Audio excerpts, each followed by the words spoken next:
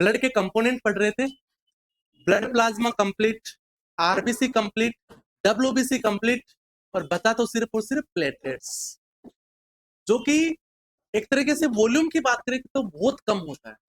आपके blood component में, blood cells में 99% सिर्फ और सिर्फ क्या, आरबीसी। उसके बाद 1% में सिर्फ डब्ल्यूबीसी और प्लेटलेट्स, जिसमें भी 1% में भी जो ज्यादातर जो पार्ट है वो डब्ल्यूबीसी का है। प्लेटलेट्स तो बहुत कम, बहुत कम।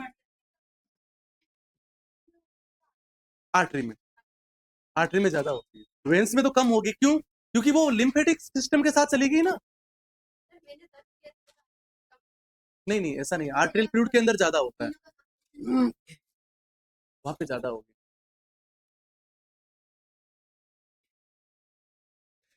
अच्छा, तो आप ये जो डब्ल्यूबीसी देख रहे हैं ना, वो बढ़ने वाली वो है। ऐसे तो आपका जो इन्फेक्शन होता है ना, वो कभी वेनस ब्लड में दिखाई देता है, आर्टरियल ब्लड में थोड़ी दिखाई देता है, नहीं दिखाई देता है ना। वो डब्ल्यूबीसी अलग चीज है। जो आपकी इम्यूनिटी वाली डब्ल्यूबीसी होती है ना, वो आपकी आर्टरी में ज्यादा होती है। ये जो बता रहा है ना, वो आपके इन्फेक्शन होता है तब ब्लड के अंदर जो इन्फेक्शन आर्टरी में मिलता है या वेन में मिलता है, बताओ। वेन का ही सैंपल लेते हो ना, तो वो वाला है ये। तो ये वो वाला है जो अच्छी इम्यूनिटी होती है आपकी, उसकी बात करते हैं ना डब्ल्यूबीसी की, तो वो उसमें होती है। जो बढ़ने वाली सेल्स होती है उस कंडीशन में, वो वेन में ज्यादा बढ़ती है। क्यों बढ़ती है उस चीज का एग्जांपल समझो। देखो यहां समझो, इस डाउट को क्लियर करते हैं पर ये आपका आर्टेरियल ब्लड है एक, तो यहां से समझना इस चीज को। ओके, ये एक आपका आर्टेरियल ब्लड है और ये आपका एक वेनस ब्लड है। ये आपका एक इंटरस्टिशियल स्पेस है इन सेल के बीच के अंदर। इस आर्टरी से आपका ब्लड आया और इस वेन से वापस जा रहा है, और इसके बीच में एक लिम्फेटिक वेसल्स भी आ गई। समझ पा रहे हो ना? आपके यहां से एक हार्ट है, हार्ट ने ब्लड पंप किया और ये ब्लड इधर इंटरस्टिशियल स्पेस में आया। यहां से कुछ लार्ज प्रोटीन के मॉलिक्यूल्स बन गए, यानी यहां से जो डब्ल्यूबीसी आया, यहां से थोड़ा डब्ल्यूबीसी और बन गया, यानी कुछ प्रोटीन सेल्स बन गई अच्छी। आपकी जो सेल होती है वो प्रोटीन की फैक्ट्री होती है ना, प्रोटीन के लार्ज मॉलिक्यूल्स बनाए। इनमें से जो ये 100% जो यहां से ब्लड आया था, वो 90% तो चला गया आपकी इस वेन के साथ, और जो 10% आपका चला गया वो लिम्फ के साथ में चला गया। ये क्लियरली हो गया यहां से। अब सीधी सी बात है, यहाँ पे जो बोन मेरो से बनी थी वो सारी की सारी जो डब्ल्यूबीसी जो अच्छी सेल्स थी, वो सब यहाँ पे है। ठीक है, वो यहाँ पे है, और यहां से आई और यहां से वापस जाने के लिए वेन में कम गई और लिम्फ में ज्यादा गई। लेकिन एक ऐसी सिचुएशन हुई कि इस पार्ट में इंफेक्शन हो गया, यहां पे इंफेक्शन हो गया। इस इंफेक्शन से लड़ने के लिए तो डब्ल्यूबीसी बनती है, वो आपके कभी बोन मेरो से नहीं बनती है। बोन मेरो से उतनी ही बनेगी वो सेल डिवीजन होके, क्योंकि डब्ल्यूबीसी में न्यूक्लियस होता है बेटा, और न्यूक्लियस होने के कारण से जिस पार्ट पे इंफेक्शन हुआ है उस पार्ट में सेल डिवीजन ज्यादा होने लग जाएगा, और सेल डिवीजन ज्यादा होगा तो यहाँ डब्ल्यूबीसी ज्यादा बनेगी और वेन और लिम्फेटिक वेसल्स के साथ जाएगी। लेकिन लिम्फेटिक वेसल्स के लिए साथ जाने के लिए तो लिमिट है। जब ज्यादा होगी तो उस कंडीशन में वेन में भी बढ़ेगी और आपकी लिम्फ में भी बढ़ेगी, दोनों में बढ़ेगी। क्योंकि यहाँ पे कोई डब्ल्यूबीसी की सेल्स 100 थी, वो इन्फेक्शन होने के कारण से 150 हो गई है, तो 150 हो गई तो इसमें भी काउंट बढ़ेगी, इसमें भी काउंट बढ़ेगी। समझ पा रहे हो ना? नॉर्मली कभी भी डब्ल्यूबीसी का जो प्रोडक्शन होता है ना, वो लिम्फेटिक सिस्टम में, सॉरी आपके बोन मेरो में उतना ही होगा, चाहे एनी हाउ सिचुएशन हो जाए, जब तक बोन मेरो कैंसर नहीं होगा। एक बोन मेरो कैंसर एक ऐसी सिचुएशन है जो आपके बोन मेरो से प्रोड्यूस होने वाले डब्ल्यूबीसी के काउंट्स को कम या ज्यादा कर सकता है। अदरवाइज उतनी ही डब्ल्यूबीसी बननी है जितनी ब्रेकडाउन होनी है, उतनी ही बननी है। यदि आपकी बॉडी में कभी इंफेक्शन जैसी सिचुएशंस आती है और उस कंडीशन में डब्ल्यूबीसी बढ़ाना है, तो उसके कारण से बोन मेरो नहीं बढ़ाता है, इसमें न्यूक्लियस होता है जिसके कारण से सेल डिवीजन हो जाता है। अब आरबीसी में तो ऐसा है, जब भी आपको नीड पड़ेगी तो बोन मेरो को बढ़ानी पड़ेगी, क्योंकि उसमें तो न्यूक्लियस होता ही नहीं है, नहीं होता ना न्यूक्लियस। भाई किसी को एनीमिया हो गया, बहुत ज्यादा ब्लड सेल्स टूट गई, आप इरिथ्रोपोइटिन देके उसके बोन मेरो से सेल रिलीज कराओगे, पर डब्ल्यूबीसी में ऐसा नहीं होता है। प्लेटलेट्स में भी ऐसा नहीं होता है, प्लेटलेट्स की भी एक अलग सिचुएशन होती है। तो उस कंडीशन में क्या होता है, यहाँ पे सेल डिवीजन ज्यादा होने लग जाएगा। मान लीजिए यहाँ पे 100 सेल थी, वो सारी डिवाइड होगी, 200 बनी, 200 वाली 400 बनी, सेल डिवीजन यही तो होता है। जब ज्यादा संख्या में बढ़ेगी तो भाई इसमें भी बढ़ेगी, इसमें भी बढ़ेगी, इसीलिए अपन ब्लड का सैंपल लेंगे, वेनस सैंपल, तो उसमें बढ़ी हुई मिलेगी। कभी भी ब्लड के इन्फेक्शन को देखने के लिए अपन आर्टेरियल से लिए हुए सैंपल को इनएक्यूरेट माना जाता है, उसको सही नहीं माना जाता है, क्योंकि वो जिस साइट पे इन्फेक्शन हुआ उससे पहले का ब्लड है वो। हाँ, उसमें बढ़ी हुई तो मिलेगी क्योंकि वापस सर्कुलेशन से आई हुई हो सकती है, पर उतनी एक्यूरेट नहीं आएगी। हो गया सबको डाउट क्लियर? समझ पा रहे हो ना? कभी भी जो डब्ल्यूबीसी अपन बोलते हैं ना, व्हाइट ब्लड सेल्स बोलते हैं, वो इसके डिवाइडेशन से बनता है। जो डब्ल्यूबीसी के टाइप्स के अंदर जो अपनी इम्यूनिटी बोलते हैं ना, इम्यूनिटी, वो आपकी डब्ल्यूबीसी नहीं है एक्चुअल में, वो आपके एंटीबॉडी और इम्यूनोग्लोबुलिन्स है। जो आर्टेरियल ब्लड में जो ज्यादा होता है ना, वो आपके इम्यूनोग्लोबुलिन्स है, वो आपके एंटीबॉडीज है, टी सेल, बी सेल, वो है, वो संख्या में वहां ज्यादा मिलेगी। जो डब्ल्यूबीसी काउंट्स होगी वो इन्फेक्शन के कारण से बढ़ती है, वो आपके इसके अंदर ज्यादा मिलेगी, वेनस और लिम्फेटिक सिस्टम में ज्यादा मिलेगी, क्योंकि जिस साइट पे इन्फेक्शन हुआ वहीं से स्टार्ट होती है उसकी कहानी, उससे पहले उसकी कोई कहानी नहीं होती है। समझ गए? क्योंकि वो सेल डिवीजन वहीं से स्टार्ट होता है। अब आ जाए अपन प्लेटलेट्स के ऊपर। ओके, प्लेटलेट्स को अपन थ्रोम्बोसाइट भी बोलते हैं। थ्रोम्बो यानी थ्रोम्बस, थ्रोम्बस मतलब क्लोट, जमना, यानी एक ऐसी सेल है थ्रोम्बोसाइट, साइट यानी होता है सेल, साइट जहां वर्ड लगा है ना, साइट का मतलब सेल होता है। किस प्रकार की सेल? थ्रोम्बस वाली सेल, क्लोट वाली सेल, थ्रोम्बस और क्लोट बनवाने वाली सेल, ऐसी सेल जो थ्रोम्बस बना सकती है, क्लोट बनवा सकती है, उनको अपन थ्रोम्बोसाइट बोलते हैं, प्लेटलेट्स बोलते हैं। प्लेटलेट्स क्लोट बनवा सकती है, थ्रोम्बस बनवा सकती है। अब आप बोलते हैं कि यदि क्लोटिंग होती है तो क्लोटिंग एजेंट क्या प्लेटलेट्स होती है क्या? नहीं। अपनी ब्लड के क्लोटिंग के भी दो तरीके होते हैं। कैसे? आपका ब्लड का मैंने सैंपल निकाला, सैंपल निकाल के बाहर छोड़ दिया, वो क्लोट हो गया थोड़ी सी देर में। क्यों क्लोट हुआ? उसमें क्लोटिंग एजेंट थे, आपके क्लोटिंग फैक्टर थे जिन्होंने उनको क्लोट करवा दिया। लेकिन आपके चोट लग गई, कहीं स्कूटी से जा रहे थे, गिर गए, स्पीड से भगा रहे थे और यहाँ पे चोट लग गई, चोट लगने से जो ब्लड निकला है वो ब्लड थोड़ा सा ऐसे करते और वो रुक गया, रुक गया। क्या उसमें किसी क्लोटिंग फैक्टर ने काम किया क्या? नहीं, वो प्लेटलेट्स ने काम किया, वो प्लेटलेट्स ने काम किया। आपकी बॉडी के अंदर ऐसे कई सिचुएशंस होती है, मैं से जा रहा हूं, जाते ही धड़ाम से गिर गया, कहीं कुर्सी आ गई, एकदम से पेट में चोट लग गई। हो सकता है चोट लगने से पता नहीं कितनी ही छोटी छोटी ब्लड कैपिलरीज है जो टूट गई होगी, पता भी नहीं चलता है अपने को। आपने केनोला लगाया, किसी की वेन तोड़ दी, रप्चर किया आपने, उसके बाद वापस केनोला निकाल देते हो, ब्लड रुक जाता है। क्यों रुका? ये जो जितनी भी सिचुएशंस होती है वो सारी सिचुएशंस प्लेटलेट कंट्रोल करती है, वहां क्लोटिंग फैक्टर का काम। अब उसको और सीधे तरीके से याद रखनी है ना, तो उसका तरीका ये है कि आपकी जो ब्लड वेसल्स की जो मेम्ब्रेन है ना, वो मेम्ब्रेन टूटती है, तब उससे मेम्ब्रेन से निकलने वाले ब्लड को वापस रोकने के लिए प्लेटलेट्स होती है बस।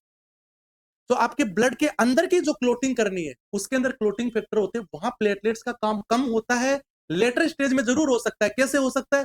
यदि प्लेटलेट्स काउंट बहुत ज्यादा होगी तो वो ज्यादा क्लोटिंग करवा सकते हैं वहां पे। समझ पा रहे हो? अब यदि कभी आपने ऐसा सुना है कि मान लीजिए कोई एक ऐसा पर्सन है जिसको कोलेस्ट्रॉल ज्यादा हो गया, ट्राइग्लिसराइड ज्यादा हो गया, ज्यादा होने से बोलते हैं कि ब्लड गाढ़ा हो जाता है, गाढ़ा होने से थ्रोम्बस ज्यादा बनते हैं, हार्ट अटैक के चांसेस हो सकते हैं, स्ट्रोक जैसी सिचुएशंस हो सकती है, नो डाउट। पर क्या आपने कभी ऐसा सुना है कि ऐसा फलाना आदमी था जिसकी प्लेटलेट्स ज्यादा होगी, होनी तो चाहिए 1.5 लाख से 4.5 लाख तक, उसकी किसी के 8 लाख हो गई और 8 लाख होने से उसका ब्लड क्लॉट होकर मर गया? सुना कभी आपने? नहीं होता ना। क्यों? क्योंकि आपके इंटरनल ब्लड को कभी प्लेटलेट्स क्लोट नहीं करवाती है। ज्यादा प्लेटलेट होगी तो पहली बात तो किडनी उसको एक्सक्रीट कर देती है, और ज्यादा काउंटिंग में यदि पड़ी भी रहती है तो उनका काम आपके रेप्चर होने वाली मेम्ब्रेन से प्रोटेक्ट करना है, ब्लड को क्लोट करना नहीं है। तो जो थ्रोम्बस क्लोट बनाने की जो बात हो रही है ना, उसको कभी भी उससे डिफरेंशिएट रखना है, आपको उससे अलग रखना है, उसमें मिक्स नहीं करना है। समझ गए पहली कहानी? दूसरी कहानी, कभी आपने देखा होगा ना किसी को डेंगू हो गया, प्लेटलेट ज्यादा टूट गई, तो उसके बाद क्यों प्लेटलेट जल्दी से देने की जरूरत है? उसमें ऐसा नहीं है कि उसके कारण से कभी कुछ प्रॉब्लम हो सकती है, उससे प्रॉब्लम ये है कि पेशेंट बैठा है, कहीं से थोड़ी सी भी चोट लगी, वहां से जो ब्लड निकला ना, वो ब्लड रुकेगा नहीं, वो वापस नहीं रुकेगा उसका। यदि मान लीजिए जिसका प्लेटलेट्स काउंट कम होता है, जैसे कोई कैंसर वाले पेशेंट होते हैं, ऐसे होते हैं, तो उनको क्या होता है, कई बार जैसे नॉर्मली सो रहा है, सोते सोते थोड़ा सा झटका लगा ब्रेन के अंदर, थोड़ी सी नस चटक गई, चटक करते ही वहां से हेमरेज हो गया, ऐसे ब्रेन हेमरेज हो जाते हैं उनको, लेटे लेटे हो नॉर्मली, वैसे नहीं होते, थोड़ा सा भी प्रेशर, थोड़ा सा बीपी बढ़ गया, भाई नॉर्मली अपना तो कोई दिक्कत नहीं, उसका बीपी 160 हो गया, होते ही वेन रेप्चर हो जाएगी, आर्टरी रेप्चर हो जाएगी, रेप्चर होके वहां से हेमरेज हो गया। ऐसे उनको स्पॉन्टेनियस ब्लीडिंग होने के ज्यादा चांसेस रहते हैं, क्योंकि उनकी प्लेटलेट्स नहीं होती है। डेंगू में भी यही रिस्क रहता है, इसीलिए तो तुरंत के तुरंत अपन प्लेटलेट्स बढ़वाने पे काम करते हैं। डेंगू के पेशेंट के लिए पहले यही होता है ना, किसी को डेंगू हो गया, प्लेटलेट्स काउंट कम होगी, भाई इसको कहीं जाने नहीं देना है, कहीं एक्सीडेंट इंजरी कुछ भी हुई तो इंटरनल थोड़ी सी भी ब्लीडिंग होगी तो अपने आप रुकेगी नहीं, फिर उसके बाद डेथ ही होगी। नॉर्मली अपने जीआईटी के अंदर हो रहा है, कभी ब्लंट ट्रोमा हो जाता है, ब्लंट ट्रोमा हो जाता है, ब्लीडिंग हुई तो ऑटोमेटिकली वापस रुक जाती है वो, ओके ना। कभी अंदर बाहर तो अपन ने अंगुली दबा के कर दिया, यहाँ से ब्लड निकला, आपने थोड़ा सा मुंह में ले लिया, पर अंदर से थोड़ी करते हो, लेते हो ना तुरंत, ब्लड निकला तुरंत मुंह के अंदर चूसने लग जाते हो, होते हैं ना, करते हैं ऐसे कई लोग। पहले तो खूब क्या है निशान है ना, तब से जब से क्लास में आई है तब से ही बंद किया है बस, है ना। एक्चुअल में क्यों करते हैं उसको, ऐसा करने से क्या होता है उसका भी साइंटिफिक रीजन। आपकी जो सलाइवा होती है ना, सलाइवा, इस सलाइवा के अंदर एक तो आपकी आईजीए इम्यूनोग्लोबुलिन्स होती है, वो वहां पे उस साइड पे इंफेक्शन नहीं करने देती। दूसरी चीज, कुछ क्लोटिंग एजेंट्स होते हैं वहां पे, वो भी उसके जैसे आपका प्लेटलेट्स होता है ना, उसी प्रकार से उसको ब्लीडिंग को कंट्रोल करवा देते हैं, वहां पे रुकवा देते हैं। आपकी प्लेटलेट्स का एग्रीगेशन होता है, जैसे प्लेटलेट्स करती कैसे, आपकी ये ब्लड वेसल्स है, कितने से ये ब्लड जा रहा है, यहाँ से किसी ने केनुला प्रिक किया, अब यहाँ से रोकना है, तो यहाँ जो प्लेटलेट्स बह रही थी, जैसे इसको पता लगा यहाँ से प्रिक किया है और ब्लड निकला है, वो तुरंत यहाँ से यहाँ तक की पूरी इकट्ठी हो जाएगी यहाँ से, और पूरी इकट्ठी होके क्या करेगी, एक जगह इकट्ठी हो जाएगी। इकट्ठी होने को अपन बोलते हैं प्लेटलेट्स का एग्रीगेशन। प्लेटलेट्स का एग्रीगेशन होगा, एग्रीगेशन होते ही क्लोट बन के यहाँ से रुक जाएगी, और थोड़े से टाइम बाद के अंदर ऑटोमेटिकली जो वॉल है वो अपने आप हील हो जाएगी, अपने आप हील हो जाएगी। इस प्रकार से उसकी ब्लीडिंग रुकती है।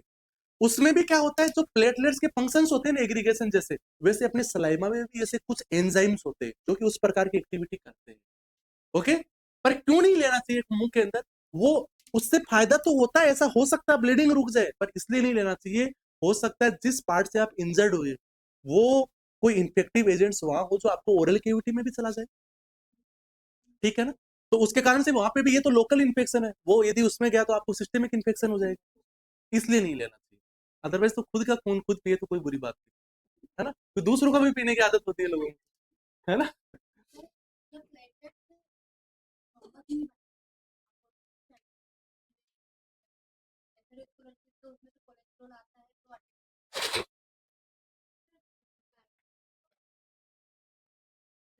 वो इसलिए कि आपके कोलेस्ट्रॉल का भी एग्रीगेशन करवा सकता है वो अंदर, जो कोलेस्ट्रॉल होता है ना, वो भी कोलेस्ट्रॉल भी जमा देता है, जो प्लेटलेट्स होगी ना वो ज्यादा होगी तो उस कोलेस्ट्रॉल को जमा देगी अंदर, ब्लड का क्लोट नहीं करवाएगी।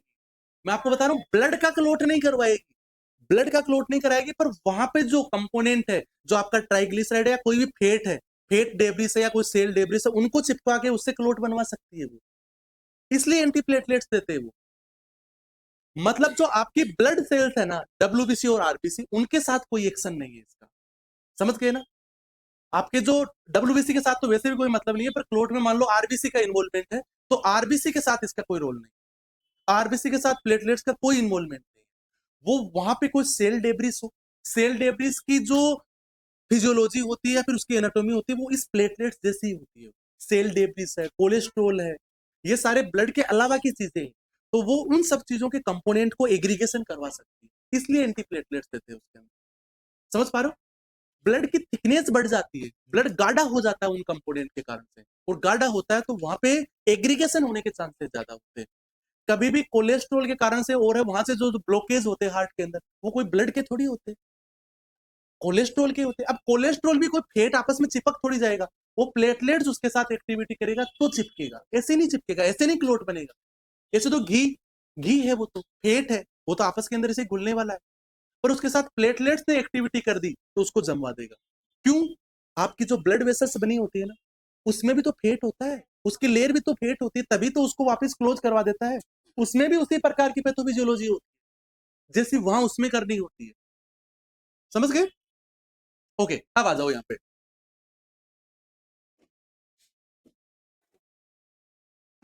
ओके, कभी भी प्लेटलेट्स बनती है ना, वो किससे बनती है? ये मेगा कैरियोसाइट्स से बनती है। अभी मेगा कैरियोसाइट्स आती कहां से? एक प्रकार की लार्ज सेल्स होती है जो बोन मेरो के अंदर बनती है। जो स्टिम सेल होती है ना, स्टिम सेल से मेगा कैरियोसाइट्स होती है जो कि प्लेटलेट्स में कन्वर्ट हो जाती है। फिर जैसे अब आपने देखा कि आरबीसी का मेचुरेशन होता है, कहां होता है आरबीसी का मेचुरेशन? ब्लड में ही होता है, पर वो टाइम के साथ होता है। आपका बोन मेरो से जैसे ही इरिथ्रोसाइट्स बनी, वहां से जो बनी थी वो इरिथ्रोसाइट्स है, वो आपके ब्लड में आती रेड ब्लड सेल्स बन गई, और समय के साथ 120 दिन में अपनी साइज बढ़ाती रहती है और फिर उसके बाद डिस्ट्रॉय हो जाती है। डब्ल्यूबीसी की बात करिए अपन ने, तो डब्ल्यूबीसी के अंदर जो सेल्स बनी थी, वो वहां से कुछ तो ब्लड में आके प्लाज्मा सेल के अंदर चेंज हो जाती है, बी लिम्फोसाइट तो, ओके, और कुछ ब्लड के अंदर आके मेच्योर हो जाती है और मेमोरी सेल बना लेती है। जो टी लिम्फोसाइट्स होती है वो थाइमस के अंदर जाके मेच्योर हो जाती है। उसी प्रकार से जो ये स्टीम सेल से जो मेगा कैरियोसाइट्स बनती है, वो ब्लड में जैसे ही आती प्लेटलेट्स का रूप ले लेती है। लेकिन बोन मेरो से जो पहली सेल बनी है वो डायरेक्टली प्लेटलेट्स नहीं बनती है, वो क्या बनती है? Mega karyocytes. ये आपका एक बोन मेरो है, इस बोन मेरो से जो आपकी ये बनी है सेल्स, ये आपका बोन मेरो से जो सबसे पहले जो सेल बनी है, ये क्या है? आपकी मेगा कैरियोसाइट्स। ओके, ये जैसे ही आपके ब्लड के अंदर आएगी, इस ब्लड के अंदर आती है, किसमें चेंज हो जाएगी? आपकी ये प्लेटलेट्स में चेंज। यदि आपसे क्वेश्चन ऐसा पूछा गया कि इमेच्योर प्लेटलेट्स का नाम क्या है? Mega karyocytes. Mega karyocytes, immature blood जो प्लेटलेट्स है वो मेगा कैरियोसाइट्स। इमेच्योर आरबीसी क्या है? आपकी इरिथ्रोसाइट्स है, इरिथ्रोसाइट्स है। ओके, वैसे ही आपका यदि डब्ल्यूबीसी के लिए पूछा जाए, जो जो टी सेल है वो यदि उसके ऊपर रिसेप्टर नहीं है तो वो इमेच्योर है। मेचुरेशन कहां होता है? थाइमस में। मेचुरेशन का क्या इंडिकेशन मिलता है? CD4 या CD8 का कोई ना कोई रिसेप्टर प्रेजेंट होगा। यदि रिसेप्टर प्रेजेंट नहीं है आपके ब्लड में, तो आप सीधा समझ लो कि अभी मेचुरेशन नहीं हुआ है। क्लियर है? ओके, फिर आ जाओ। तो बोन मेरो के अंदर ये एक प्रकार के ये मेगा कैरियोसाइट सेल्स बनती है, उससे मेचुरेशन होकर आपका प्लेटलेट्स बन जाता है। ये भी नॉन न्यूक्लियोटाइड, ये नॉन न्यूक्लिएटेड, इसमें भी न्यूक्लियस प्रेजेंट नहीं होता है। सिर्फ न्यूक्लियस प्रेजेंट किसमें होता है? डब्ल्यूबीसी में होता है। ना आरबीसी में होता है, ना ही प्लेटलेट्स में होता है। कलरलेस होती है, बिल्कुल व्हाइट, कलरलेस होती है। आप देखना कभी भी अपन है ना ब्लड ट्रांसफ्यूजन करते हैं, जो पीआरबीसी होती है वो तो अपनी होती है रेड। उसके बाद जो प्लेटलेट्स ट्रांसफ्यूजन करते हैं वो होती है थोड़ी व्हाइटिश। जो डब्ल्यूबीसी ट्रांसफ्यूजन करते हैं वो होती है थोड़ी येलोविश टाइप की। ये कलरलेस होती है, इसमें कलर नहीं होता है। पर लेकिन आप बोलोगे कि कभी सर हमने तो प्लेटलेट्स डाला है तो वो थोड़ी स्ट्रो कलर की दिखाई देती है। वो इसलिए दिखाई देती है, उसमें थोड़ा प्लाज्मा रह जाता है। यदि आप अच्छे से उसका फिल्ट्रेशन करते हैं तो वो बिल्कुल व्हाइट होती है। पर आपने देखा होगा कुछ कुछ प्लेटलेट्स लगाते हैं उसमें तो रेड भी होती है, कुछ तो थोड़ा लाल लाल कलर की, उसमें आरबीसी छोड़ देते हो। ऐसा क्यों होता है? ऐसा इसलिए होता है कि जैसे मान लो एक डोनर आया, किसी को प्लेटलेट्स देना है, उसने देखा बिल्कुल सेम ब्लड ग्रुप है, तब तो उसका जो फिल्ट्रेशन होता है ना, वो उस मशीन से डालते हैं जिसके अंदर सेम ब्लड ग्रुप है, तो कि थोड़ी बहुत प्लेटलेट्स डब्ल्यूबीसी या आरबीसी रह गई तो कोई दिक्कत नहीं है, सेम ब्लड ग्रुप है, उसके कंपेटेबल वाला ब्लड ग्रुप है, उस कंडीशन में ऐसी मशीन में डाला जाता है कि उसमें भाई एक सिंगल आरबीसी भी नहीं रहनी चाहिए। हुई तो वहां पे रिएक्शन होगा, एंटीजन एंटीबॉडी रिएक्शन होगा उसके बाद। समझ पा रहे हो? वो उस पर डिपेंड करता है। वो तुरंत के तुरंत समझ जाते हैं कि सेम ब्लड ग्रुप वाला है या कंपेटेंट वाला है। सेम है तो इसका मतलब इस मशीन में डाल दो, उससे फास्ट हो जाएगा काम। ओके, उससे थोड़ा फास्ट लग जाती है वो। यदि उसमें कंपेटेंट वाला नहीं है तो भाई टाइम लगे तो लगे, पर वो उसको नहीं दे सकते। इसीलिए पॉसिबल होता है कि सेम ब्लड ग्रुप चलाया जाता है। यदि वो नहीं मिलता है तो कंपेटेंट वाला यूज किया जाता है। ओके, तो उसके अंदर यदि कभी भी डब्ल्यूबीसी और आरबीसी की संख्या बिल्कुल जीरो होगी, उस कंडीशन में वो व्हाइटिश कलर होगी, यानी बिल्कुल कलरलेस होगा, इसका कोई कलर नहीं। डिस्क शेप होती है, जैसे आरबीसी होती है सेम वैसे ही होती है। आरबीसी की साइज होती है ना उस प्रकार की, उसी प्रकार से रहती है। किस प्रकार की शेप होती है? By concave.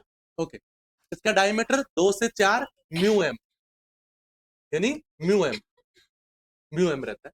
वॉल्यूम की बात करते हैं तो 7.5 cubic micron, cubic micron. Okay, काफी छोटी होती है, बहुत ज्यादा छोटी होती है।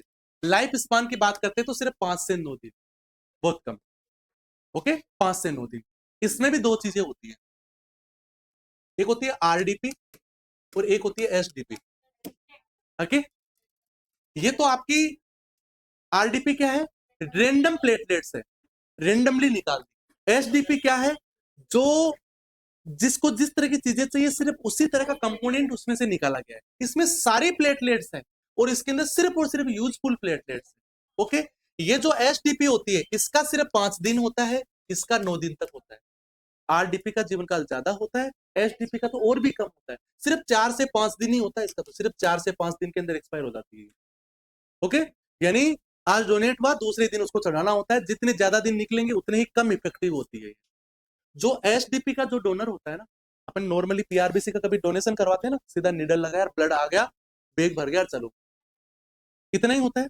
आरडीपी के अंदर क्या होता है, जो ब्लड लेते हैं उसमें से निकाला जाता है, आरडीपी उसमें से निकाला जाता है। एसडीपी में क्या होता है, आपकी पूरी बॉडी का ब्लड, जैसे डायलिसिस होता है ना, उसी प्रकार से डायलिसिस की मशीन की तरफ पूरी बॉडी का ब्लड फिल्टर होता है उसमें से, और जितनी बार ब्लड आएगा, जितनी बार ब्लड आएगा उसमें से एसडीपी निकालता रहेगा, एक साथ नहीं निकालेगा, नहीं तो उस पेशेंट की डेथ हो जाएगी।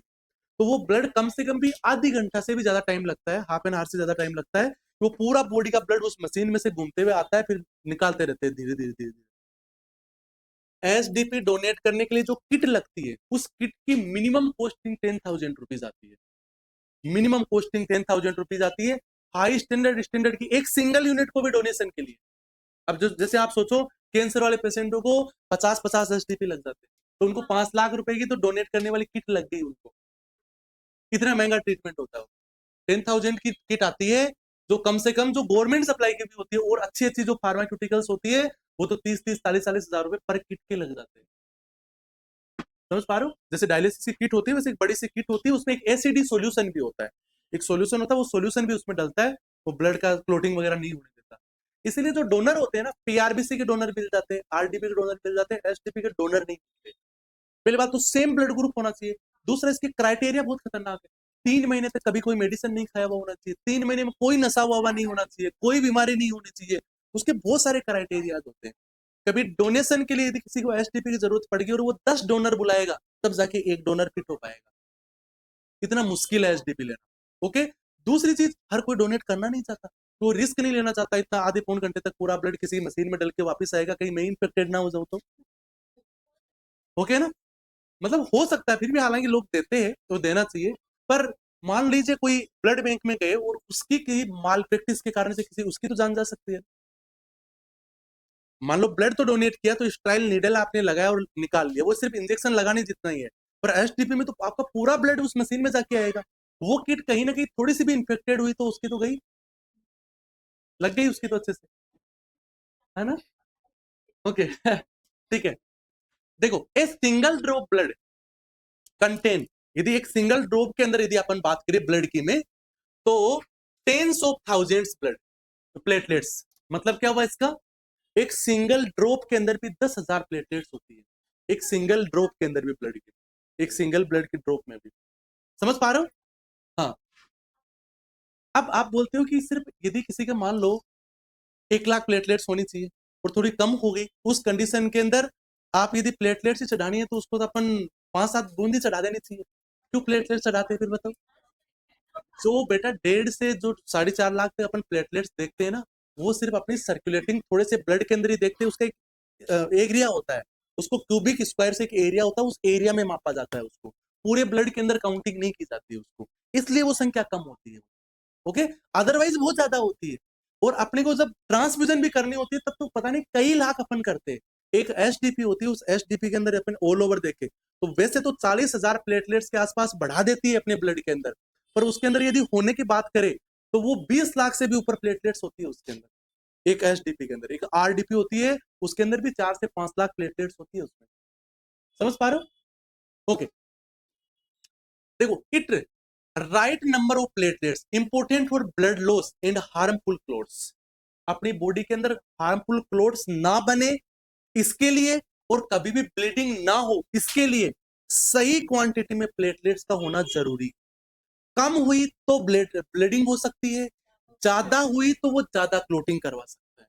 ओके, इसलिए इसका सही क्वांटिटी में होना, हालांकि ज्यादा वाली सिचुएशंस बहुत कम देखने को मिलती है, क्योंकि इसके लिए अपनी बॉडी में कंपेंसेटरी मैकेनिज्म के रूप में बहुत सारे ऑर्गन्स है जो उसको कवरिंग कर लें, पर कम वाली सिचुएशन हुई तो ब्लीडिंग हो सकती है। इसीलिए इस लाइन का मतलब सिर्फ इतना सा है कि आपकी बॉडी के अंदर सही मात्रा में, राइट क्वांटिटी में आपके प्लेटलेट्स होना जरूरी है। कम या ज्यादा नहीं होनी चाहिए। कम होने के कारण से हार्मफुल वो ब्लीडिंग हो सकती है, ज्यादा होने से हार्मफुल क्लॉट्स बन सकते हैं। क्लियर है? ओके। डेड प्लेटलेट्स, जो कई बार प्लेटलेट्स डैमेज हो जाती है मान, ओके ना, वो रिमूव होती है किससे? जो फिक्स्ड मैक्रोफेजेज होते हैं उससे। कहां होते हैं फिक्स्ड मैक्रोफेजेज? सभी लिम्फेटिक ऑर्गन्स में, या फिर सभी ऑर्गन्स के अंदर जो होते हैं फिक्स मैक्रोफेजेज, वो उसको डिस्ट्रॉय कर देते हैं। सभी ऑर्गन्स में होते ही मोस्ट ऑफ दी, मेनली वो उसको डिस्ट्रॉय कर देते हैं। इसके अलावा यदि मेजरली सारा का सारा ब्लड है वो लीवर और स्प्लीन से होके तो गुजरता ही है, ओके, तो वहां पे वो डिस्ट्रॉय हो जाते हैं। लीवर और स्प्लीन से कैसे गुजरता है पता है ना? स्प्लीन के अंदर तो पूरा ब्लड वैसे जाके जाएगा, वेस्कुलर ऑर्गन है, और लीवर में पोर्टल वेन से आपके पूरा डाइजेस्टिव का टोटल ब्लड एक बार पोर्टल वेन से होके जाएगा। बताया था ना मैंने, पोर्टल वेन भी बहुत अच्छे से बताया था, लिख लो। पोर्टल वेन को तो 2-3 दिन में पढ़ना पड़ा था, है ना? पोर्टल वेन में तो आप लोगों को बहुत सारे कंफ्यूजन थे उस टाइम, अब नहीं है ना?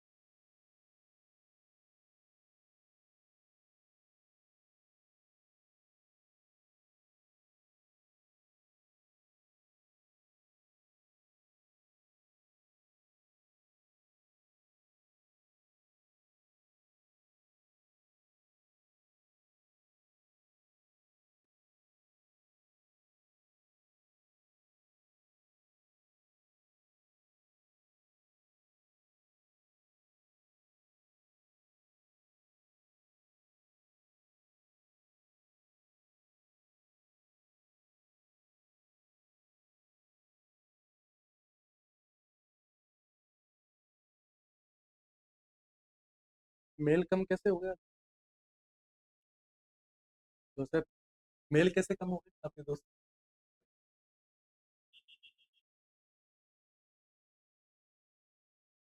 5-6 तक हो जाते हो कभी कभी तो तुम लोग, आज तो 3 ही है। वो पुराने है क्या? उन लोगों का हो गया था ब्लड, वो वाले है क्या? फिर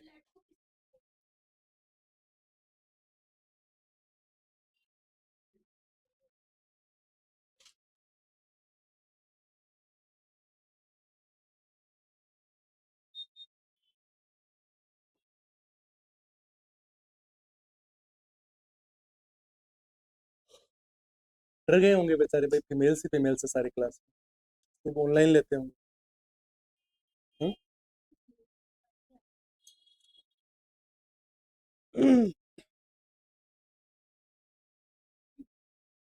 फीमेल से कभी जीता नहीं जा सकता ना।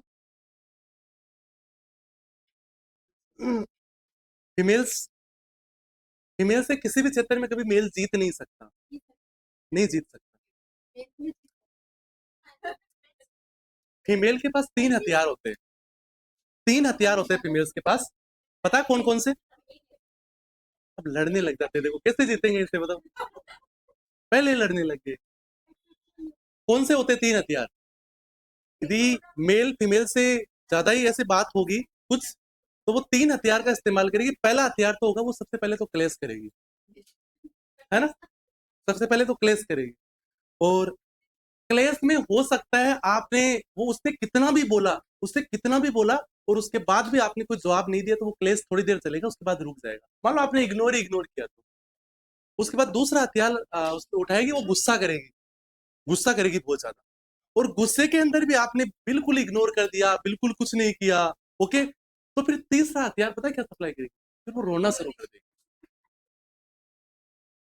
अब मेल रो तो नहीं सकता, नहीं रोएगा, मेल नहीं रोएगा। अब उसके बराबर बैठ के रोना तो चालू करेगा नहीं, अब रोना तो चालू करेगा, तो इसलिए उसको फिर आखिर में हथियार डालने ही पड़ेंगे, उसमें आखिर में उस तीसरे वाले प्रहार के अंदर उसको हार माननी ही पड़ेगी। ये 3 ही हथियार होते हैं फीमेल के पास। और आजकल तो कुछ फीमेल तो तीसरे वाले हथियार को तुरंत ही ले आती है, पहले पहले दूसरे का यूज ही नहीं करती, तीसरे वाला हथियार तो लाया हुआ ही रहता है ना। वैसे तो मैंने आपको आई पढ़ाया था ना, तो जो आंसू होते हैं ना मेल के, वैसे मेल की तरह से वो आंसू होते तो अंदर से एक्वस उमर से अंदर से बन के आते, वैसे टीयर ग्लैंड से आते। पर ऐसा लगता है कुछ कुछ फीमेल्स तो ऐसे वो है ना, टीयर्स के गुब्बारे डाले हुए यहाँ से, वो तुरंत के तुरंत की वही ऐसे सुई से प्रिक किया, आ गए तुरंत के तुरंत, ऐसे कितने जल्दी आंसू आते हैं, है ना।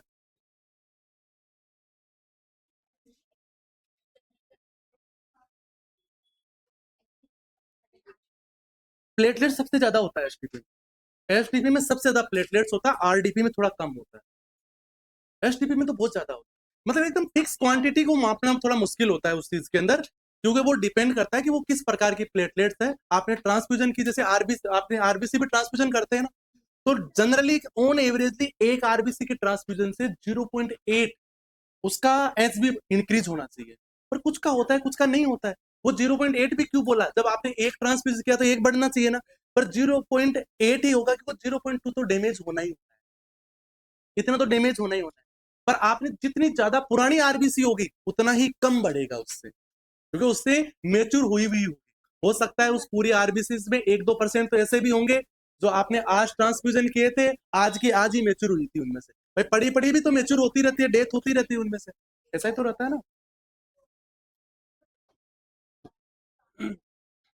लिख लिया सबने? ओके,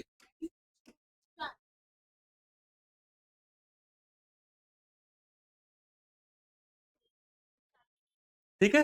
वो टॉपिक है, ऊपर वाला लिखना मत, वो प्लेटलेट्स थ्रोम्बोसाइट है ना। अब यहां से ओके, प्लेटलेट्स के मेनली 3 काम होते हैं, 3 फंक्शंस होते हैं। पहला अडेसिवनेस, चिपक जाना, जहां से ब्लीडिंग हो रही है वहां पे चिपक जाएगी तुरंत के तुरंत। दूसरी चीज एग्रीगेशन, इकट्ठा हो जाना, चिपक के वहां पे इकट्ठा हो जाएगी, यानी एक लेयर सी बना लेगी वहां पे, वो एग्रीगेशन। एग्लूटिनेशन, क्लोट हो जाना, क्लोट हो जाना। यहाँ पे सिर्फ एग्रीगेशन में सिर्फ और सिर्फ इकट्ठी होके आपस में चिपकती है। देखो सबसे पहले एडेसिवनेस में सिर्फ चिपक रही है कुछ प्लेटलेट्स, एग्रीगेशन के अंदर सारी इकट्ठी हो जाती है, एग्रीगेशन के अंदर इकट्ठी होकर चिपक जाती है, एग्लूटिनेशन के अंदर पूरा क्लोट सा बना लेती है। ये तीनों प्रोसेस होते हैं, तब जाके फिर ब्लीडिंग रुकती है। कभी भी कोई ब्लड वेसल्स रैप्चर होगी तो वहां से ब्लीडिंग को रोकना है, तो ये तीनों प्रोसेस होंगे तब जाके वहां पे ब्लीडिंग रुकेगी।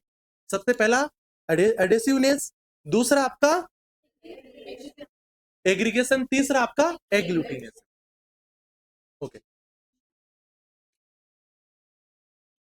अच्छा, देज फंक्शंस, ये जो तीनों फंक्शंस होते हैं, हेल्प इन स्टॉप ब्लीडिंग, जो मैंने अभी आपको बताया, ब्लीडिंग को स्टॉप करने के लिए तीनों जरूरी है, from damage blood vessels by forming platelets plug. और जो क्लोट हो गए, जो ब्लड वेसल्स जो रैप्चर हो जाने से वहां से जो ब्लड निकल रहा होता है, वहां पे जो स्ट्रक्चर बनती है उसको अपन प्लेटलेट्स का प्लग बोलते हैं, प्लग फॉर्मेशन भी बोलते हैं उसको। प्लेटलेट एग्रीगेशन के प्रोसेस का दूसरा नाम है प्लग फॉर्मेशन। प्लेटलेट्स के एग्रीगेशन हुआ तभी ब्लीडिंग रुकी, पर उसको प्लग फॉर्मेशन भी बोला जा सकता है, ऐसा भी कहीं लिखा हो तो उसमें कोई कंफ्यूजन नहीं होना है।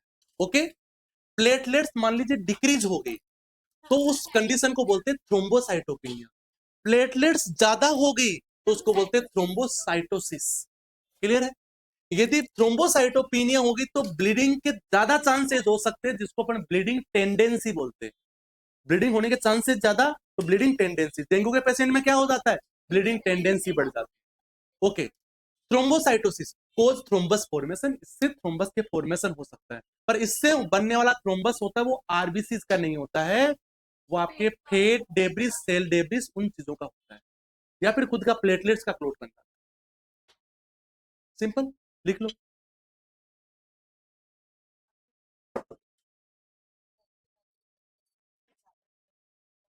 कौन से वाले?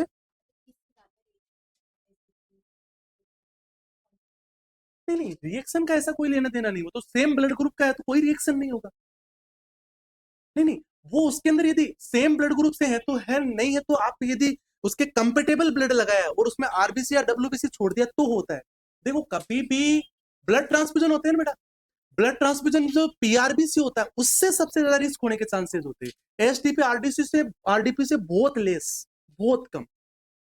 एसडीपी और आरडीपी होता है ना, उससे बहुत कम रिएक्शंस होते हैं, सिर्फ पीआरबीसी से होते हैं। पीआरबीसी तो सेम ब्लड ग्रुप के भी हो जाते हैं कई बार, क्योंकि उसमें सारे डब्ल्यूबीसी वगैरह सारी चीजें रहती है उसके अंदर। इसलिए यहाँ पे एसडीपी से और कम चांसेस है आरडीपी की कंपैरिजन के अंदर, वैसे देखा जाए तो एसडीपी से और ज्यादा, क्योंकि वो सेम ब्लड ग्रुप का ही ज्यादा प्रेफरेंस किया जाता है। डोनर सिलेक्शन के टाइम भी उसके अंदर बहुत सारे क्राइटेरियाज होते हैं सिलेक्शन के लिए, वो ज्यादा यूज किए जाते हैं।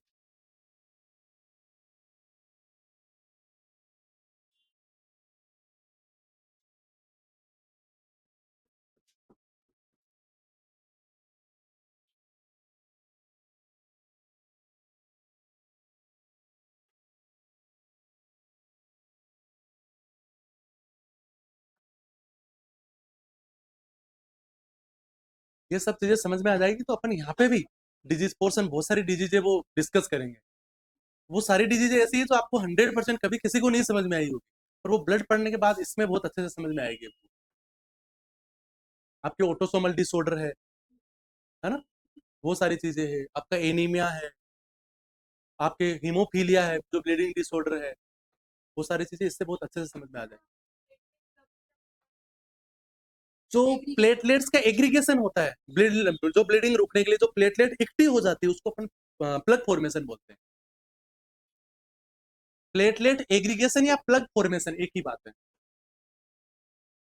किसी भी ब्लड वेसल से ब्लीडिंग हो रही है तो वो तभी रुकेगी जब ब्लड जो प्लेटलेट्स का एग्रीगेशन।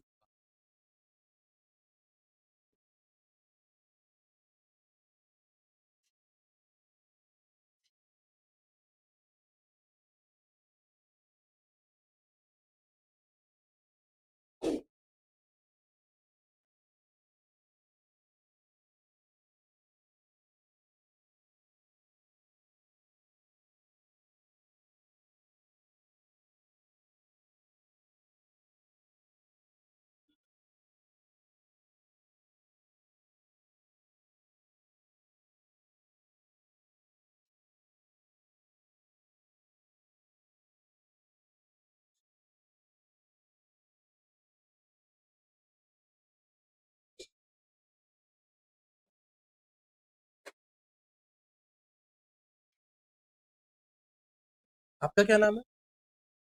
प्रियंका। खाना पीना नहीं देते घर वाले? हॉस्टल में रहते, हॉस्टल में अच्छा नहीं मिलता खाना। जितनी पढ़ाई जरूरी है उतना ही ज्यादा बॉडी को अच्छा न्यूट्रिशन भी देता है ना। वो अलग बात है, कहीं खाते तो 5 रोटी है पर वो बॉडी में जाके काम नहीं करती, वो एक अलग है।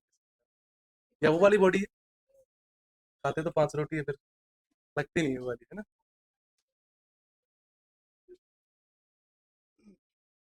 3 बहुत है ना आपके अकॉर्डिंग तो 3। मैं तो 3 खाता ही नहीं, 2 ही खाता हूँ। मैं 3 खाऊंगा तो पता नहीं मेरे को कितना वजन बढ़ जाएगा।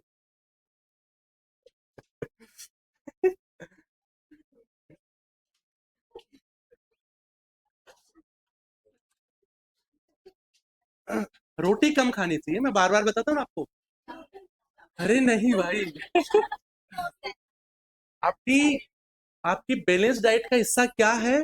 आपकी डाइट का 50% सलाद और वेजिटेबल्स होना चाहिए, फ्रूट्स एंड वेजिटेबल्स होना चाहिए। आप जितनी क्वांटिटी खाते हो, आधी किलो खाते हो तो उसमें 250 ग्राम में आपके फ्रूट्स एंड वेजिटेबल्स होने चाहिए, फिर 250 ग्राम में सब चीजें होनी चाहिए। उसमें आपका फिर लिक्विड, रोटी, चावल, जो भी चीजें है वो सब आ गई उसके अंदर।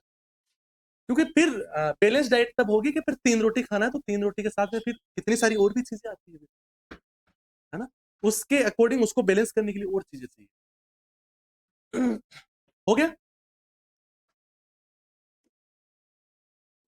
अच्छी पढ़ाई के लिए, अच्छे जीवन के लिए बैलेंस न्यूट्रिशन लेना बहुत जरूरी है आज के टाइम पे।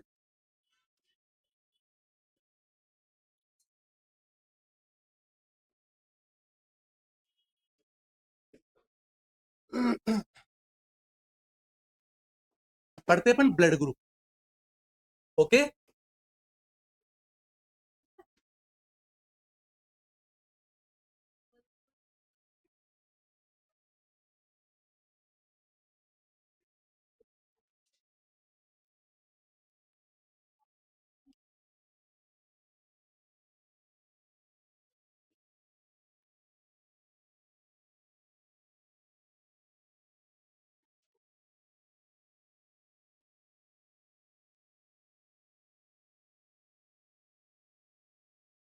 ओके, करें start. Blood group and blood के टाइप्स। ओके, ब्लड ग्रुप कितने तरह के हो सकते हैं, इसको पढ़ने से पहले अपन पढ़ते पहले एबीओ सिस्टम क्या होता है। एबीओ का फुल फॉर्म क्या है? एबीओ क्या है? एबीओ ब्लड ग्रुप तो ए होता है, ब्लड ग्रुप बी होता है, एबीओ ब्लड ग्रुप कब होते होने लग गया? ए बी होता है, बी होता है, ए होता है, एबीओ क्या है? हाँ, तो एबीओ क्या है?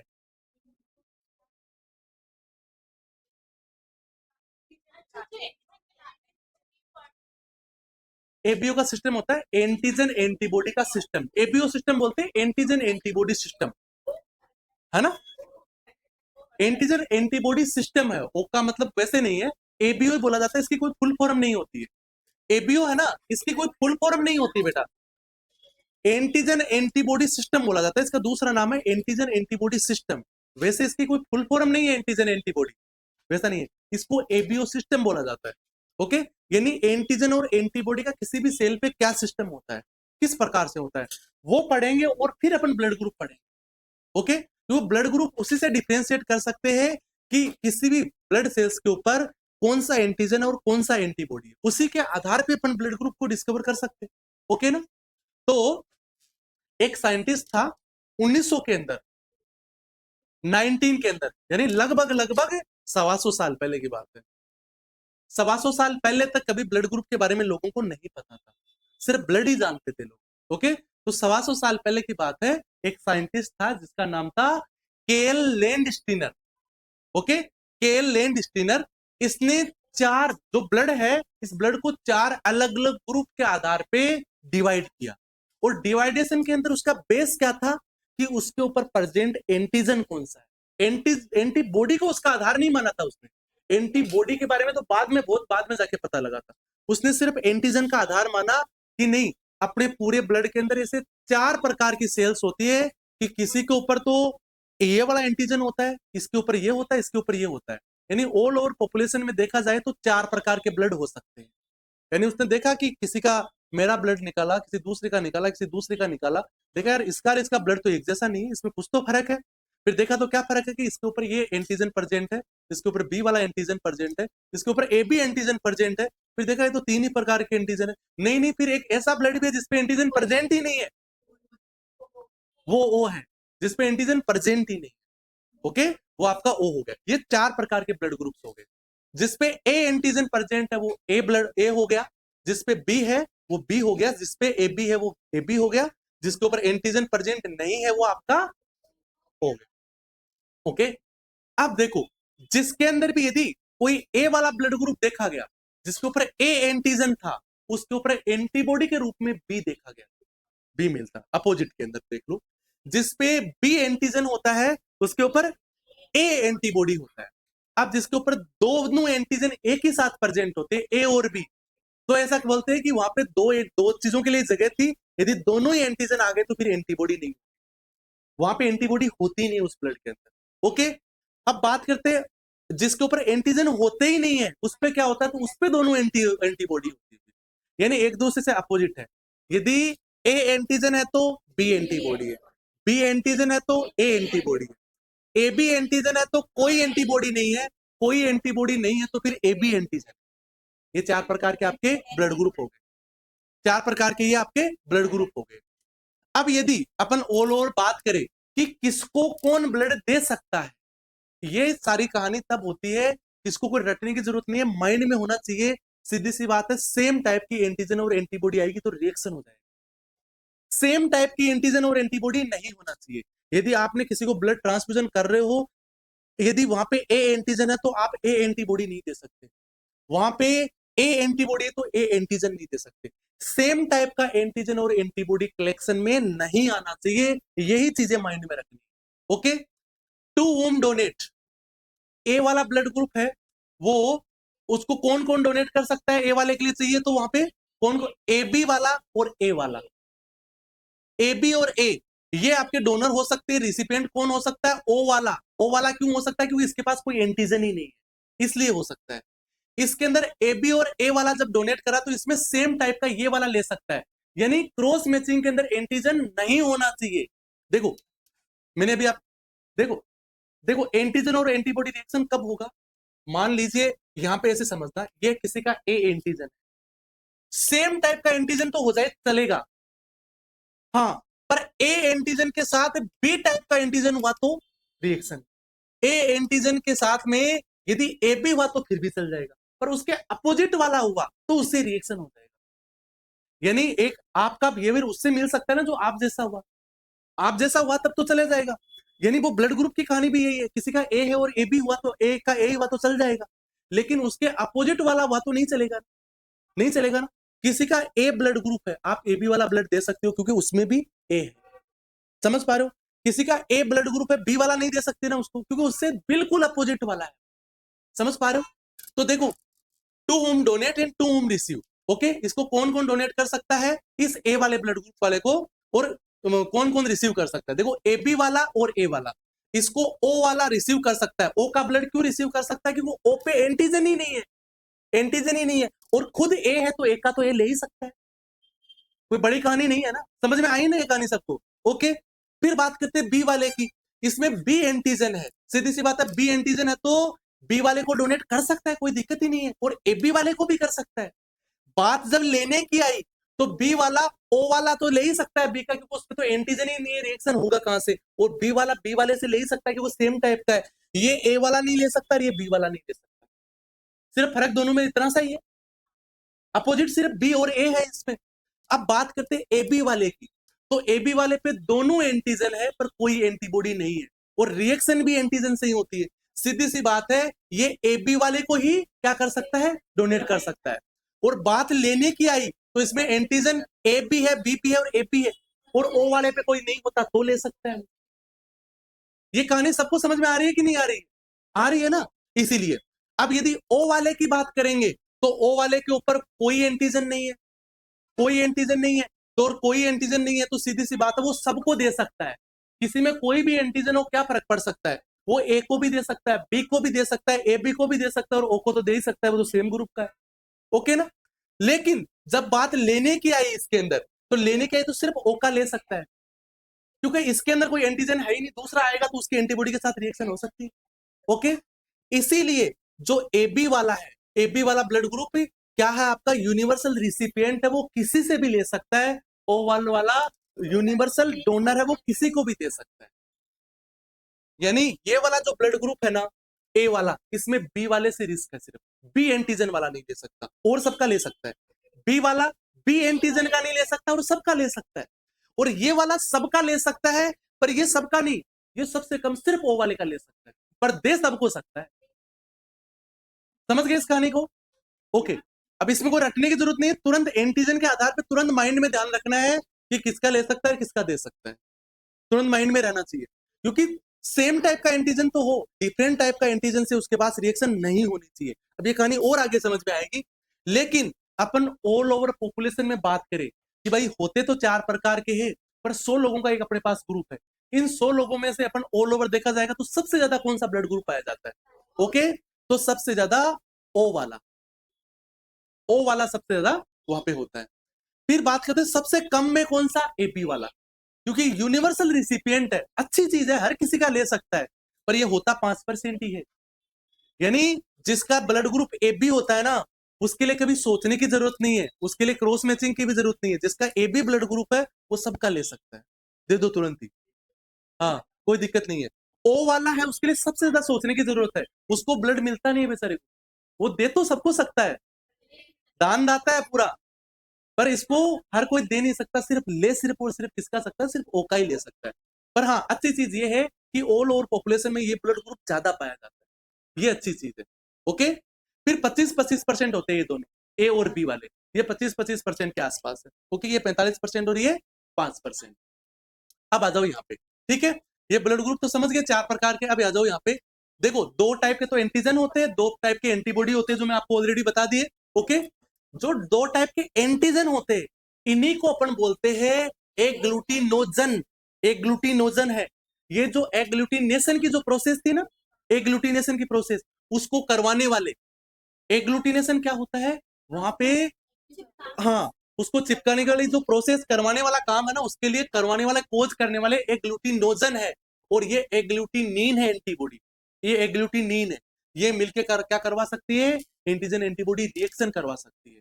अब जो एग्लूटिनेशन की बात करते हैं तो प्लेटलेट्स का एग्लूटिनेशन होना तो अच्छा है, पर ब्लड का एग्लूटिनेशन होना बुरा है। वो वर्ड तो एक ही है, पर वहां वाला जो मैंने एग्लूटिनेशन बताया ना प्लेटलेट्स के अंदर, उसका मतलब है कि ब्लड वेसल्स रप्चर हो रही है, वहां एग्लूटिनेशन होकर ब्लीडिंग रुक रही है, पर यहाँ का एग्लूटिनेशन होना बुरा है।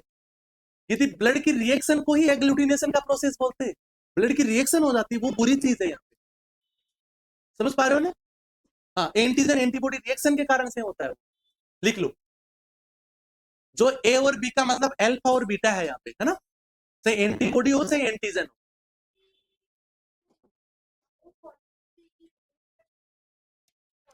हाँ, वो भी बताऊंगा अभी आगे, कितना सा लिखो भी, पॉजिटिव नेगेटिव भी बताएंगे आप। अब इसके साथ ये रहता है, जो पॉजिटिव वाला होता है वो सिर्फ पॉजिटिव को दे सकता है, नेगेटिव वाला सिर्फ नेगेटिव को दे सकता है, ये होता है पॉजिटिव और नेगेटिव के अंदर। ये इन सब में पॉजिटिव नेगेटिव होता है, वो में ही नहीं, ए पॉजिटिव ए नेगेटिव होता है, बी पॉजिटिव बी नेगेटिव होता है, ए बी के अंदर भी ऐसा होता है, तो लेकिन पॉजिटिव वाला सिर्फ पॉजिटिव को, नेगेटिव वाला सिर्फ नेगेटिव, इतना ध्यान रखना।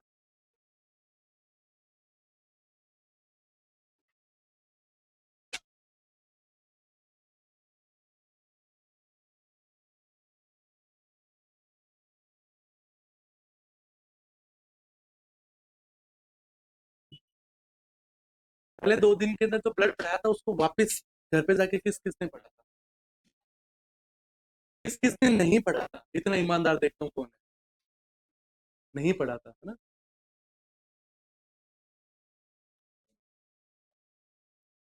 क्यों, क्या हो गया? खाना वाना खाओ टाइम पे तो होगी तभी।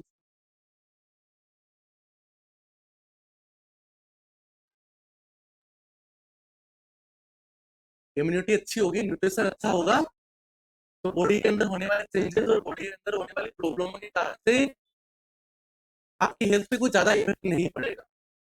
तो बॉडी थोड़ी वीक होती है, न्यूट्रिशन अच्छा नहीं होता है, तो थोड़ी सी चीज से वीक हो जाती है, थोड़ी सी प्रॉब्लम से।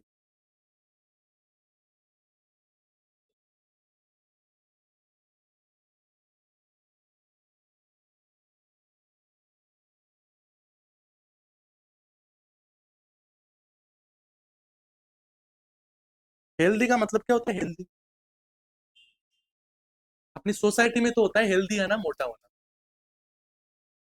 थोड़ा सा मोटा होता है उसको ऐसे बोलते हैं थोड़ा सा हेल्दी सा, थोड़ा सा हेल्दी, है ना। अदरवाइज हेल्दी का मतलब क्या होता है? न्यूट्रिशन के अकॉर्डिंग हेल्दी होना, सोशली वेलबींग, है ना, ये हेल्थ की डेफिनेशन। शुरू करवाया था तब मैंने हेल्थ की सारी डेफिनेशन बताई थी, पता है ना, कॉलेज किया मैंने, 3 तरीके से बताई थी हेल्थ की डेफिनेशन, याद करना, बहुत अच्छे तरीके से समझाया था, तो पुराने वाले स्टूडेंट है। नहीं बताई, मैंने जब पहला टॉपिक आपको पढ़ाया था ना आपका, उसके अंदर देखो, तो मैंने आपको एमएसएन तभी स्टार्ट की थी, उसके अंदर सबसे पहले बता के, आप उस टाइम नहीं आए हो। आपके दिमाग की जो धार है ना, वो पेनी नहीं है, वो बूटी हो, बूटी उसको बोलते हैं ना, उसको क्या बोलते हैं उसको, ब्लंट हो गई है वो, ब्लंट हो, तो साथ करो थोड़ा सा, घिस के थोड़ा सा, है ना, रस्ट लग गई उस पर, रस्ट, रस्ट, डस्ट नहीं, रस्ट, रस्ट और डस्ट में क्या फर्क पड़ता है? डस्ट होती है बाहर की गंद की, रस्ट होती है जंग, जंग, जंग को बोलते हैं रस्ट, डस्ट होती है बाहर की जो गंद की उसको पे इकट्ठी हो जाए तो वो डस्ट है। जब कोई धार लगाने वाली चीज है, दिमाग है, तो उस पर डस्ट नहीं लगती, वो तो कवरिंग है, उसमें तो जंग ही लग सकती है, रस्ट ही लग सकती है, डस्ट नहीं लगेगी।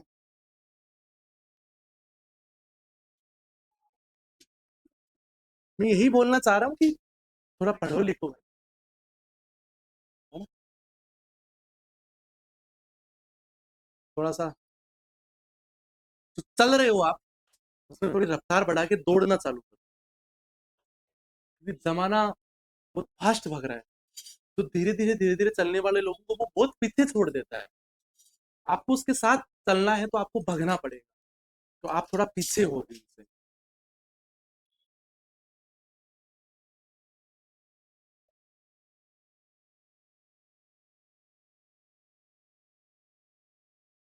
तो खरगोश और कछुए वाली कहानी है ना पुरानी, उससे उल्टा होता है आजकल। आज के टाइम के अंदर खरगोश नहीं जीतता है, आज के टाइम में कछुआ ही जीतता है। क्योंकि पहले के जमाने में जब मोटिवेट करने के लिए सब, अब खरगोश जीतता है, सॉरी, हाँ हाँ, अब खरगोश जीतता है ना। हाँ, अब खरगोश जीतता है, कछुआ नहीं जीतता है, क्योंकि धीमी चाल मैटर नहीं करती है। आपको बार बार बीच में इन्फ्लुएंस लेना पड़ता है, इन्फ्लुएंस लेना पड़ता है बार बार। कछुआ तो उसमें जीतता था सही। यानी वो चीजें आपको ये सिखाई जाती थी कि आपकी निरंतरता जरूरी है। लेकिन आज का टाइम ये है कि आपको बीच बीच के अंदर जब जब भी पीछे हो जाते हैं तो आपको इन्फ्लुएंस होने की जरूरत है, छलांग लगाने की जरूरत होती है। थोड़ा सा पीछे हो गए, छलांग लगाओगे तो ही उनके बराबर आओगे।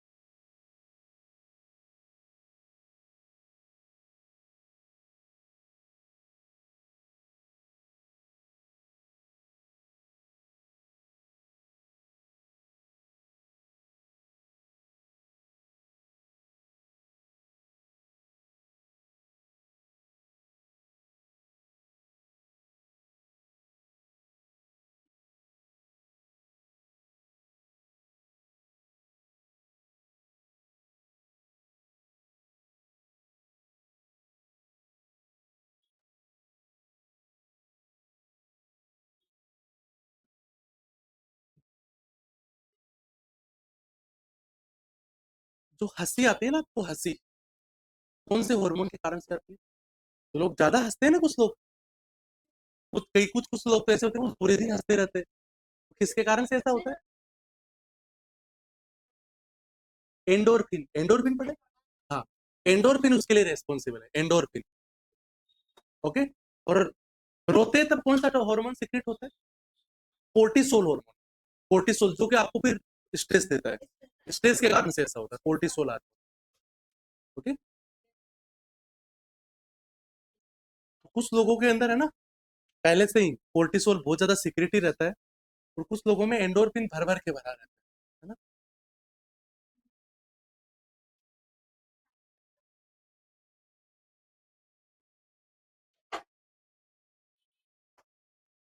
ऐसे होते हैं ना, कुछ लोग ज्यादा हंसने वाले लोग होते हैं और वो ऐसी जगह पे जहाँ नहीं हंस सकते है ना, फिर वो वहां से जाने के बाद ऐसे फूट फूट के हंसते हैं, फूटते हैं, फूट फूट।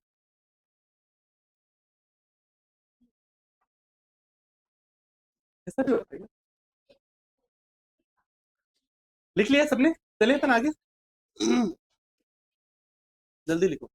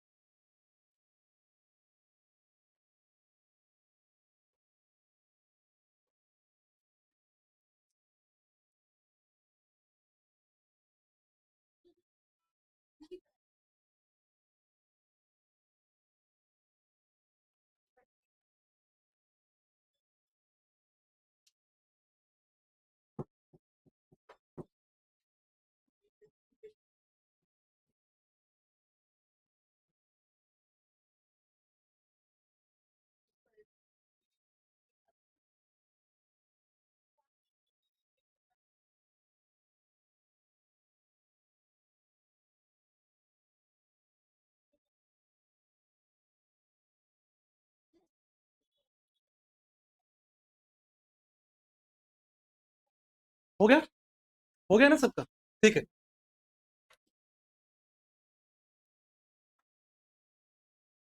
एबीओ इनकम्पेटिबिलिटी,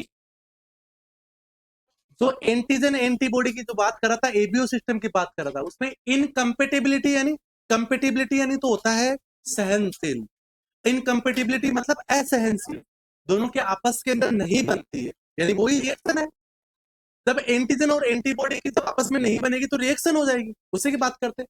तो एबीओ इनकम्पेटिबिलिटी ब्लड की जो रिएक्शन होती है उसको बोलते हैं।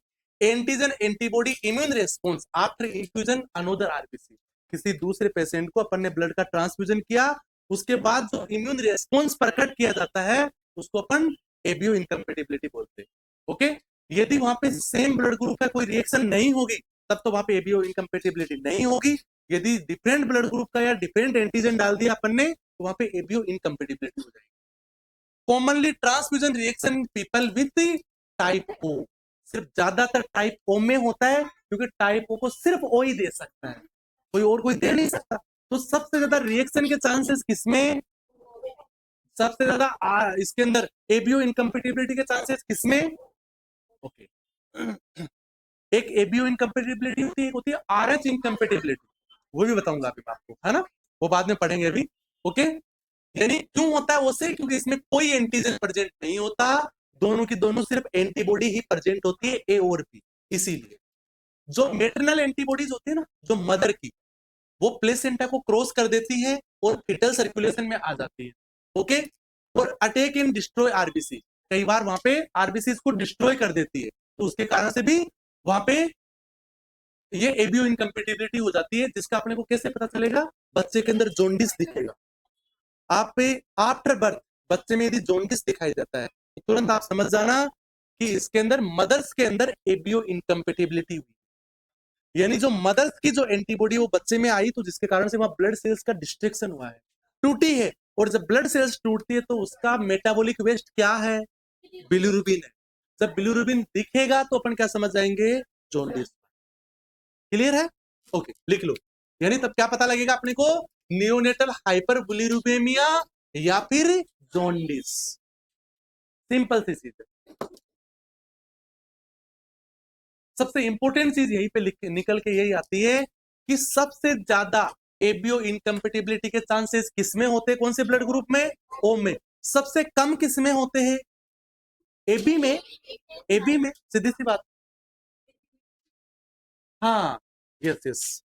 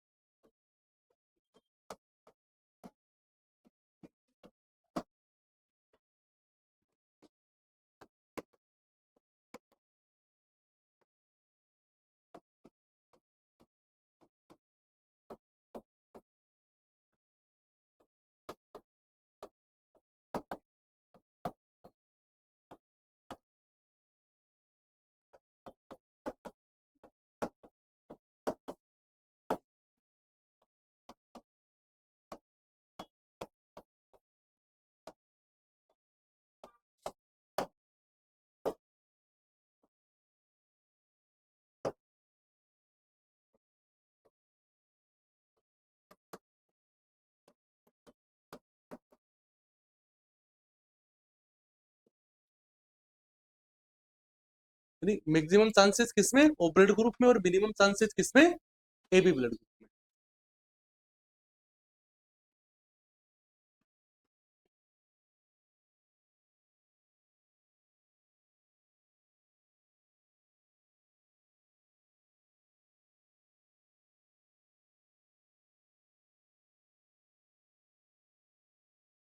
कोचिंग की टी शर्ट मिली थी ना सब लोगों को, तो कोई पहन के नहीं आता क्यों?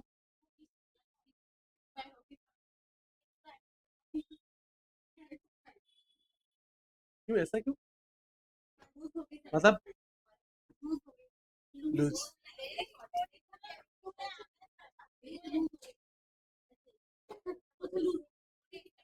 रेसेस निकल गए उसको।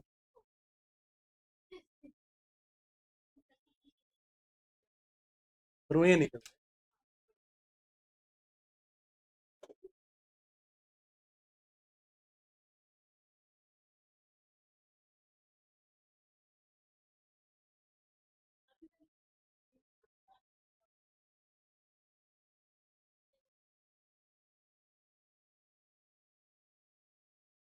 वो सारे पीएनएसटी वाले सारे बच्चे पहन के आते हैं। जो बच्चे छोटे होते हैं तो वो थोड़े ज्यादा आगे आ रहे हो, जैसे बड़े होते जाते हैं वैसे वैसे अलग, जैसे जैसे उम्र बढ़ती है ना उसके हिसाब से। स्कूल के बच्चे सिंसियर, वो भी स्कूल से आए, वो जिस फेज में घुसने वाले हो उस फेज से भी घुस के आप निकल चुके हो। हाँ, बस, ये बात तो सही है।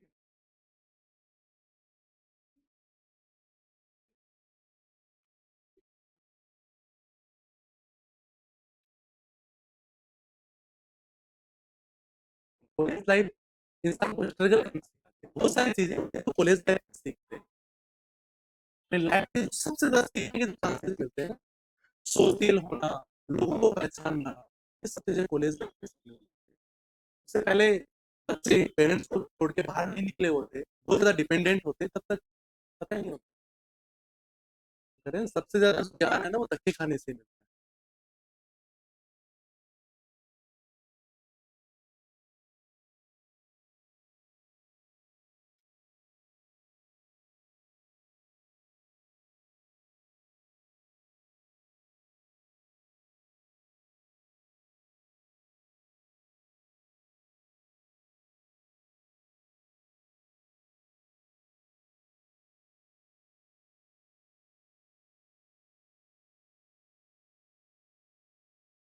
क्या भाई, पतले पतले से हमारे पुरानी स्टूडेंट थी, वो नहीं आ रही ना?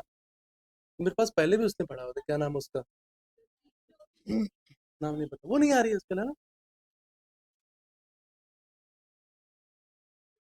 पतली पतली सी है ना, मेरिड सी।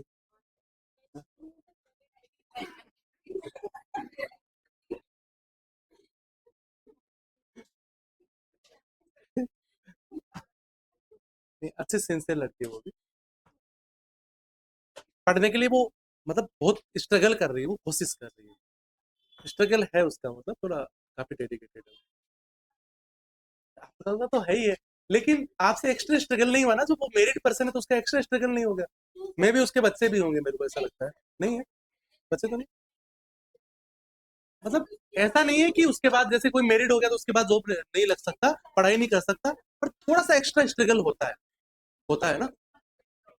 हाँ, एक तो अलग अलग सिचुएशंस हो सकते हैं, एक बच्चे ऐसे हैं जिसको घर से पापा 5,000 रुपए चाहिए, तो बेटा 10 डाल दिए, एक तो उसका स्ट्रगल है, एक ऐसा स्ट्रगल है, चाहे भले ही वो मेरिट नहीं है, इसके बाद जो पैसे, हाँ रोज चाहिए तेरे को पैसे, 5 साल तेरे को पढ़ा दिया, 2 साल पास आउट हुए हो, अब नहीं मिलेंगे पैसे वैसे, है ना। एक वो है, उसका स्ट्रगल ज्यादा हुआ ना।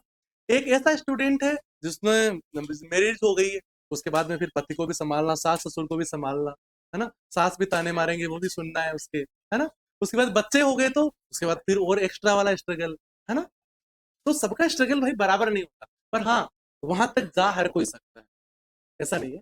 ऐसा नहीं है कि शादी के बाद या फिर बच्चे होने के बाद कोई जॉब नहीं लग सकता, लग सकते हैं, उसके बाद थोड़ा सा एक्स्ट्रा मेहनत करनी पड़ेगी। आप लोग यदि 8 घंटे सोते हो तो वो 6 घंटे सोएगी, बस फर्क इतना सा है। बहुत है तो 6 घंटे कम होते हैं, लिख लिया ना सबने। स्टूडेंट लाइफ में 5 घंटे बहुत होते हैं सोने के लिए, 5 घंटे इनफ है। नहीं नहीं, पाँच पाँच सही रहता है, स्टूडेंट लाइफ के लिए 5 घंटे होने चाहिए। 4 हो सकते, मेरे कम हो जाते, पर सीरियसली मैंने पिछले 7 सालों के अंदर में 5 घंटे से ऊपर कभी नींद नहीं ली मैंने आज तक, और उससे ज्यादा आती भी नहीं है। मतलब ऐसे स्टूडेंट लाइफ के अंदर एक आदत हो जाती है, मतलब एनी हाउ मुझे कभी याद नहीं है कि 5 घंटे से 1 मिनट पे कभी ऊपर सोया हो। उसे ऑटोमेटिकली आपकी बॉडी को जैसा बनाओगे ना वैसे बन जाएगी। आप ऑटोमेटिकली जिस टाइम देखो, आप 20 दिन के लिए ऐसा उस टाइम जग लो, ऑटोमेटिकली उस टाइम नींद खुल जाएगी आपकी। जैसे कई बार ऐसा होता है ना कि 1 बजे सोए तो भी 4:30 बजे नींद खुलनी है, यदि आप 10 बजे सोए तो भी उस टाइम नींद खुलनी है तो मतलब खुलनी है। एक आपके बायोलॉजिकल क्लॉक सेट हो जाती है, होता है ना, बायोलॉजिकल क्लॉक होती है आपकी, ऑटोमेटिकली आप 10 दिन ऐसा कर लो, आपको 11वें दिन ऑटोमेटिकली उस टाइम नींद खुली जाएगी। ओके, आप पढ़ो आर एच फैक्टर, जैसे वो एबीओ सिस्टम था ना, ये होता है R H system.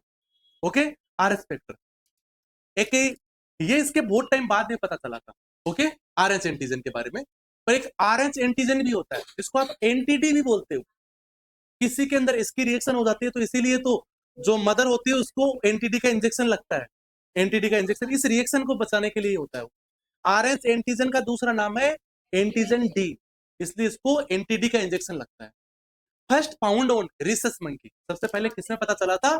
Rhesus monkey में पता चला था कि आरबीसी की मेम्ब्रेन के ऊपर जब एबीओ ब्लड ग्रुप के बारे में पता चला था उसके लगभग 40 साल बाद, लगभग 40 साल बाद, यानी आज से 85 ईयर पहले, है ना? मैथ तो आप लोगों की है ही नहीं ना इतनी, है ना? तो 19 के अंदर ऐसा बोलने का मकसद क्या होता है, मैं आपको ऐसा क्यों बोल रहा हूं? ऐसा करने से इस लॉजिक से चीजें याद हो जाती है। ओके, यानी आज से लगभग तुरंत की 1900 ऐसे याद नहीं रहा, तो लगभग 125 साल पहले आपका ब्लड ग्रुप के बारे में पता चला था, उसके पूरे 40 साल बाद में या फिर आज से 85 ईयर पहले के आसपास तब अपने को आरएच एंटीजन के बारे में पता चला था। 1940 के अंदर रिसस मंकी के ऊपर सबसे पहले देखा गया कि आरएच एंटीजन भी आरबीसी की मेम्ब्रेन पे होता है। आरबीसी की जो मेम्ब्रेन होती है ना, कवरिंग होती है, उसके ऊपर एक एंटीजन प्रेजेंट होता है, उस एंटीजन को अपन आरएच एंटीजन बोलते हैं। वो ए एंटीजन और बी एंटीजन या एबी एंटीजन के अलावा होता है, ठीक है? हाँ, आरबीसी के सरफेस पे होता है। अब जो आरएच एंटीजन है वो सब में नहीं होता। यदि पूरी पॉपुलेशन की बात करेंगे तो वहां पे 85% जो पॉपुलेशन होती है वहां पे आरएच एंटीजन होता है और 15% पॉपुलेशन के ऊपर आरएच एंटीजन नहीं होता है। यानी 15% लोग ऐसे हैं जिन पे आरएच एंटीजन होता ही नहीं है आरबीसी के सरफेस एरिया पे, वो आरएच नेगेटिव होते हैं।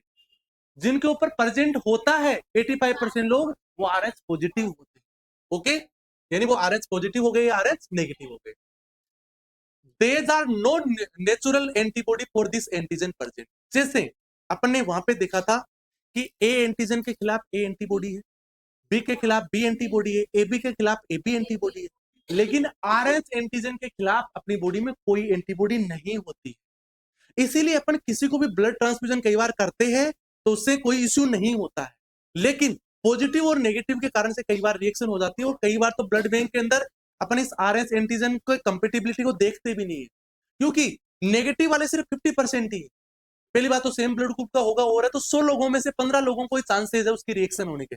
ओके, इसीलिए जो ब्लड ग्रुप की जो रिएक्शन देखने को मिलते हैं ना, कई बार ऐसा होता है ना, ब्लड बैंक के अंदर अपन ब्लड डोनेट करते हैं ना, वहां पे सिर्फ ब्लड ग्रुप कौन सा है ये देखा जाता है, पॉजिटिव है या नेगेटिव ये चीजें देखी जाती है। ओके, लेकिन इतना ज्यादा आरएच एंटीजन वगैरह के बारे में बहुत ज्यादा नहीं देखा जाता है। जो पॉजिटिव नेगेटिव बनता है ना वो इसी से बनता है। अब देखो, इसके खिलाफ कोई नेचुरल एंटीबॉडीज प्रेजेंट नहीं होती है, इसीलिए सेम वाले को दिया तो कोई रिएक्शन होने के चांसेस नहीं है। पॉजिटिव से नेगेटिव में दिया और उसमें पहले से एंटीबॉडी बन गई तो है। मान लीजिए नहीं समझ में आया होगा, एक इस एग्जांपल से समझो। एक ऐसा पर्सन है जिसका आरएच नेगेटिव ब्लड है, ठीक है, यानी आरबीसी के सरफेस एरिया पे आरएच एंटीजन नहीं है। आपने आरएच पॉजिटिव वाला उसको ब्लड दिया, कोई रिएक्शन नहीं होगा। नहीं, कोई रिएक्शन नहीं होगा। क्यों नहीं होगा? क्योंकि जब आरएच एंटीजन पहली बार आपने दिया तो उसके खिलाफ एंटीबॉडीज बन गई उसमें। वो वायरस की तरह है, जैसे अपना वायरस आया पहली बार में, आते ही उसके खिलाफ एंटीबॉडीज उसने बना ली, उसने उससे एंटीबॉडीज प्रोड्यूस कर ली है, क्योंकि आते ही तो उसको पता नहीं चला था कि ये मेरा दुश्मन है, उसने समझा कि अपना अच्छा ही है। मतलब बहुत टाइम बाद में पता चला कि अपने लिए अच्छा नहीं था और उसके खिलाफ एंटीबॉडीज बना ली। नेक्स्ट टाइम से जब ऐसा होगा, ट्रांसफ्यूजन करोगे तो रिएक्शन होगा उसको। वही मलेरिया वाली साइकिल, मलेरिया पढ़ा ना आप लोगों ने, मलेरिया का जो मादा एनाप्लीज होता है वो यदि पहली बार में किसी को काटेगा तो मलेरिया कोज नहीं करेगा, वो दोबारा दूसरे को काटेगा तो मादा है उसके अंदर उसकी साइकिल पूरी होगी तो उसको ऐसा होगा। सेम ऐसा इसमें भी होता है, आगे और समझ में आएगा। देखो आगे चलो, जो ओ नेगेटिव ब्लड ग्रुप होता है, ओ नेगेटिव, वो यूनिवर्सल डोनर है। जैसे ओ का तो अपन ने वैसे ही देख लिया था कि ओ है वो सबको ब्लड दे सकता है, पर ओ के अंदर भी ओ नेगेटिव वाला दे सकता है, पॉजिटिव वाला यूनिवर्सल नहीं। क्योंकि देखो टोटल ब्लड ग्रुप कितने थे? 4, पर 4 के पॉजिटिव और नेगेटिव से बात करेंगे तो कितने हो गए टोटल? 8 हो गए, 8 हो गए। यानी O positive, O negative, A A B B A B और ए बी, है ना? ये पॉजिटिव के हो गए ऊपर वाले, ये नेगेटिव के हो गए, ये 8 ब्लड ग्रुप हो गए ना। अब इन 8 ब्लड ग्रुप में से यदि अपन बात करेंगे कि यूनिवर्सल डोनर कौन सा है जो सबको ब्लड दे सकता है, तो वो सिर्फ ये है। पॉजिटिव वाले नहीं दे सकते, पॉजिटिव वाले तो उन पॉजिटिव वालों को ही दे सकते हैं, क्योंकि पॉजिटिव वाला दिया तो उसके कारण से नेगेटिव उससे रिएक्शन हो जाएगी। नेगेटिव वाला क्यों दे सकता है? क्योंकि इस पे एंटीजन है ही नहीं, तो क्या रिएक्शन होगा? सबको दे सकता है वो, नेगेटिव वालों को भी दे सकता है, नेगेटिव वाला है और पॉजिटिव वालों को भी दे सकता है, क्योंकि इसके बाद खुद के पास नेगेटिव है। पर जो पॉजिटिव वाला होता है, ए बी पॉजिटिव वाला जो ब्लड ग्रुप होता है, वो यूनिवर्सल रिसिपिएंट होता है, क्योंकि ये खुद पॉजिटिव वाला है। नेगेटिव वाला रिसिपिएंट नहीं हो सकता है, क्योंकि नेगेटिव वाला है वो तो हो सकता है उधर से एंटीजन मिल जाए उसको, तो उसके कारण से रिएक्शन हो जाए। यानी आपको माइंड में ध्यान रखना है कि O blood group universal donor है, ए बी आपका रिसिपिएंट है। यदि पॉजिटिव और नेगेटिव में बात करेंगे तो ओ वाला नेगेटिव वाला यूनिवर्सल डोनर है, और आपका सॉरी वो जो ए बी वाला है वो पॉजिटिव के अंदर रिसिपिएंट है, रिसिपिएंट में। यानी ये पॉजिटिव और नेगेटिव का ध्यान रखना है। ओके, ये चीजें और अच्छे से समझ में आएगी आगे वाले स्लाइड में। देखो देखो, इट इंडिविजुअल विथ, मान लो कोई RH नेगेटिव ब्लड ग्रुप वाला है, मैंने भी बोला था ना, वो कौन पूछ रहा था कि RH पॉजिटिव नेगेटिव होते हैं? देखो RH पॉजिटिव नेगेटिव ऐसे से ही होते हैं, जैसे जितने भी ब्लड ग्रुप होते हैं ना टोटल, उनमें से 85% तो क्या हो गए? पॉजिटिव वाले हो गए, 15% क्या हो गए? नेगेटिव वाले हो गए। ओके, यदि कोई ऐसा इंडिविजुअल है जो RH नेगेटिव वाला है, चाहे वो ब्लड ग्रुप कुछ भी हो, ए हो, बी हो, ए बी हो, कुछ भी हो, पर RH नेगेटिव है, यानी 50% वाले में से है, रिसीव RH पॉजिटिव वाला यदि वो ब्लड लेता है 85% वालों में से, 15% वाला 85% वालों में से यदि ब्लड लेता है, देन एंटी RH एंटीबॉडीज बन जाएगी। उस RH जो एंटीजन है उसके खिलाफ एंटीबॉडीज बन जाएगी उसमें। तो भी मैंने बोला था ना, क्योंकि जो नेगेटिव वाला है उसने पॉजिटिव वाले का लिया, पॉजिटिव वाले का लिया तो कोई रिएक्शन नहीं हुआ है, उसके खिलाफ एंटीबॉडीज बन गई। Means it transfuse RH positive blood, then serious transfusion reaction. फिर दोबारा कभी उसको पॉजिटिव वाला लगा तो उसको रिएक्शन हो सकती है। पहली बार में कोई RH नेगेटिव वाला है, नेगेटिव वाले में यदि पॉजिटिव वाला अपन ने दिया तो कोई दिक्कत नहीं है, क्योंकि पॉजिटिव वाला नेगेटिव वाले में जाने से इसमें RH एंटीजन है ना, इसको इसने फॉरेन बॉडी मान लिया। ये एक पर्सन है जिसमें नेगेटिव, इसने पॉजिटिव का ब्लड लिया, इसने इसको फॉरेन बॉडी माना और इसमें जाके अपनी एंटीबॉडीज डेवलप कर, किसके खिलाफ? RH एंटीजन के खिलाफ बन गई। अब दोबारा से आप यदि RH पॉजिटिव वाला ब्लड इसको चढ़ाओगे, उस दिन उसके खिलाफ एंटीबॉडी है, एंटीजन और एंटीबॉडी रिएक्शन होगी। पहली बार में तो क्यों नहीं हुई? पहली बार में तो इसलिए नहीं हुई, इसने पॉजिटिव दिया पर उधर एंटीबॉडी है ही नहीं ना, क्योंकि RH के खिलाफ एंटीबॉडी होती ही नहीं है। मैं आपको स्टार्टिंग से बताया ना कि RH एंटीजन ऐसा है जिसके खिलाफ एंटीबॉडी होती ही नहीं है। यदि आप ब्लड ट्रांसफ्यूजन करते हैं, एबीओ इनकम्पेटिबिलिटी होगी, तो ए वाले एंटीजन के खिलाफ बी वाला देते ही रिएक्शन हो जाएगी, क्योंकि पहले से एंटीबॉडी प्रेजेंट। लेकिन RH वाले में पहले से एंटीबॉडी होती ही नहीं है, पहली बार में कभी रिएक्शन नहीं होगा, सेकंड टाइम के अंदर रिएक्शन होगा। समझ पा रहे हो ना? नहीं समझे या दोबारा बताऊं? सब लोग समझ गए ना? नहीं समझे होते हो तो उस टाइम बता दिया करो, किसी को नहीं समझ में आया हो ना तो एक बार दो बार पूछ लिया करो। हाँ ठीक है, दोबारा से इस चीज को समझो। देखो कोई बात नहीं, जिसको समझ में आ गया उसको और अच्छे से समझ में आ जाएगा। पहली बात तो ब्लड ग्रुप कितने टाइप के होते हैं? 4 प्रकार के होते हैं, 4 ही प्रकार के होते हैं, ए बी, ए बी और ओ। अब ये नेगेटिव और पॉजिटिव कैसे बनता है? RH एंटीजन के हिसाब से। जिस ब्लड ग्रुप पे RH एंटीजन प्रेजेंट है वो पॉजिटिव, चाहे वो ओ हो, चाहे ए हो, बी हो, चाहे कोई भी हो। जिस पे RH एंटीजन नहीं है वो नेगेटिव। वेरी सिंपल, ओके ना? अब जो ए बी और ए बी ये वाले एंटीजन है, इनके खिलाफ तो जिसमें एंटीजन होते हैं उसी में एंटीबॉडी भी होती है उसके अगेंस्ट वाली। जैसे ए एंटीजन है तो बी वाली एंटीबॉडी होती है।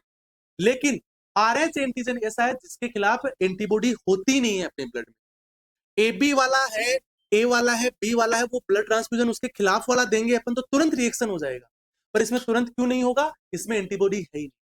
अब ये सारे के सारे आरबीसी के सरफेस एरिया पे ही होते हैं। जिसके सरफेस एरिया पे ए एंटीजन है वो ए ब्लड ग्रुप, पर किस प्रकार का ब्लड ग्रुप है? सिर्फ ए है तो, सिर्फ ए है तो, RS नहीं बोला ना, ए है तो ए नेगेटिव, ए प्लस RH है तो ए पॉजिटिव। देखो इसका ऐसे बना सकते हो, इसके अंदर देखो ये आपकी आरबीसीज है, ओके? इस आरबीसीज के ऊपर, इस आरबीसीज के ऊपर माना कि सिर्फ ए है, एक आरबीसीज ए है, यहाँ पे ए बी है और यहाँ पे RH भी है, ठीक है? ये सिर्फ ए है तो ये वाला तो कौन सा हुआ? ए नेगेटिव हुआ। ये वाला कौन सा हुआ, ए पॉजिटिव हुआ, क्योंकि इसके साथ RH भी। ओके, एक ब्लड ग्रुप, एक आरबीसी ऐसी है जहां पे बी है और यहाँ पे कुछ नहीं है, दूसरी वाले के ऊपर यहाँ पे बी भी है और यहाँ पे RH भी है। ये वाला कौन सा हुआ, बी नेगेटिव हुआ क्योंकि RH नहीं है। ये बी पॉजिटिव हुआ क्योंकि इसमें RH है। इसी प्रकार से AB में, इसी प्रकार से O में। ये कहानी क्लियर है सबको, negative positive total 8 blood group समझ में आ गए। ओके, अब मान लीजिए कभी भी एक RH नेगेटिव वाला है, RH नेगेटिव, देखो ये RH नेगेटिव है, ये RH नेगेटिव है, क्योंकि मैंने यहाँ पे ऐसा नहीं बोला कि ए ब्लड ग्रुप वाला बी ब्लड ग्रुप वाला, वो अपना एबीओ सिस्टम था। भले ही कुछ भी हो, चाहे ए हो, चाहे भले ही बी हो, चाहे ए बी हो, चाहे ओ हो, पर नेगेटिव होना चाहिए, यानी RH एंटीजन नहीं होना चाहिए। तो अपन एग्जाम्पल के तौर पर इसी को ले लेते, ए नेगेटिव है, ये ए नेगेटिव अपन ने, भाई ब्लड ग्रुप तो ए वाले को ए वाला चढ़ाते हैं, ए वाले को ए वाला चढ़ाते, बी वाला तो चढ़ाते नहीं है, या ए बी वाला चढ़ा सकते। इस ए वाले नेगेटिव वाले को अपन ने पॉजिटिव, ए पॉजिटिव का ब्लड चढ़ाया। ब्लड ग्रुप तो सेम है, ए का मतलब ए, पर फर्क क्या है, इसमें आर एंटीजन नहीं था, तो नहीं वाला ही चढ़ाना चाहिए था अपने को, ज्यादा अच्छा तो वो था, पर अपन ने पॉजिटिव वाला चढ़ा दिया गलती से। ओके, तो चढ़ा दिया तो क्या होगा, कुछ नहीं होगा वैसे तो देखने में तो, लेकिन इसकी बॉडी में, जिसमें नेगेटिव, इसकी बॉडी में ये समझेगा ए वाला तो मेरा भाई है, ए ही है, मैं इसको तो रख लूंगा। लेकिन जो RH आया है, ये एक नई दुविधा कहां से आ गई, ठीक है, इस बार तो आ गई जो आ गई, क्योंकि मेरा देखा हुआ नहीं था पहले इसको, इस बार तो आ गया जो आ गया, पर इस बार आएगा ना तब देखूंगा मैं इसको, इस बार देखूंगा मैं इसको। तो ये इसके खिलाफ एंटीबॉडीज बना लेगा, जिसको आप मेमोरी सेल भी बोल सकते हो, वो इसके खिलाफ बना लेगा मेमोरी सेल, और बना के जैसे ही दोबारा से इधर से आप उत्सुक होके, नहीं नहीं ये वाला पेशेंट, अरे नहीं नहीं इसको तो चढ़ा दो, ए पॉजिटिव मैंने परसों चढ़ाया, कोई दिक्कत नहीं है ना, परसों चढ़ाया है, हाँ ठीक है तो चढ़ा अब की बार, अब इस बार दोबारा चढ़ाया तो यहाँ पे रिएक्शन हो जाएगा। तो रिएक्शन क्यों हुआ, क्योंकि पहले तो एंटीबॉडी नहीं थी, पर इस बार तो बना ली ना मेमोरी सेल, इसलिए हुआ। कभी भी ब्लड सेम ग्रुप का भी चढ़ाते हो आप तो कोई रिएक्शन नहीं होती, सीधी सी बात है, लेकिन पॉजिटिव और नेगेटिव नहीं देखते हो तो पहली बार में कोई इश्यू नहीं है, सेकंड टाइम में इश्यू है। इसीलिए अभी वो कहानी आएगी मदर वाली, मदर में होता है ना RH इनकम्पेटिबिलिटी से, फर्स्ट बेबी में कोई दिक्कत नहीं है, पर दोबारा में समझ जाते हैं कि नहीं नहीं एक तो ले लिया, इस बार नहीं लेने दूंगा इस तरीके से, है ना, दूसरी बार के अंदर फिटल डेथ हो जाएगी उसकी RH इनकम्पेटिबिलिटी से। ठीक है, लिख लो वो मदर वाली कहानी, फिर बताता हूं मैं अभी, क्योंकि वो मदर वाली कहानी भी आपके पीडिया में और ओबीसी में दोनों में क्वेश्चन है उसके, है ना, और उसके क्वेश्चन भी बहुत आते हैं, वो एंटिटी उसी को लगता है। पहली बार के अंदर मदर और बच्चे का दोनों का ब्लड ग्रुप डिफरेंट हुआ, जो बच्चे का ब्लड ग्रुप प्लेसेंटा के थ्रू मदर के पास गया, एंटीबॉडी बन गई, सेकंड टाइम में यदि ब्लड ग्रुप सेम आ गया तो उसके कारण से फिटल डेथ हो जाएगी। उससे बचने के लिए अपन RH वो एंटीटी इंजेक्शन लगाते हैं, यानी इस जो RH एंटीजन वहां पे है उसको डैमेज कर दिया जाए। हाँ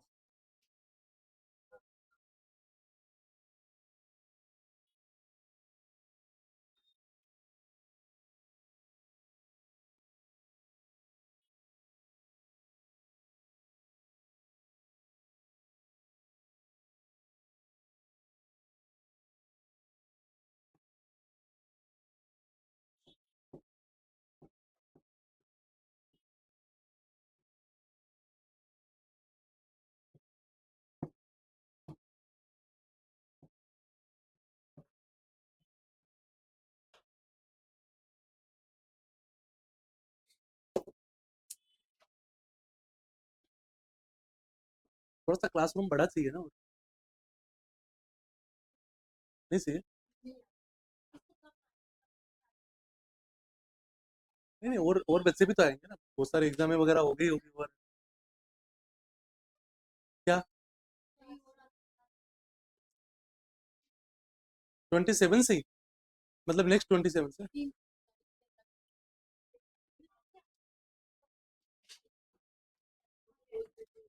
होगी, होगी थोड़ी शिफ्ट होगी, ये होता है ना PNST के लिए रहेगी, उसके लिए एक बड़ा और एक विशाल क्लासरूम तैयार कराएंगे आपके लिए, जिसमें खूब सारे बच्चे बैठ सकते हैं ना, पढ़ाने वाला भी फिर धाड़ धाड़ के पढ़ाएगा, कोई दिक्कत नहीं है ना।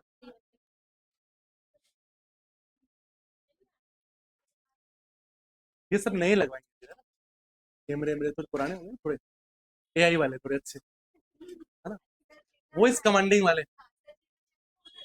हाँ हाँ, वॉइस कमांडिंग, नहीं वही वाला लगाएंगे।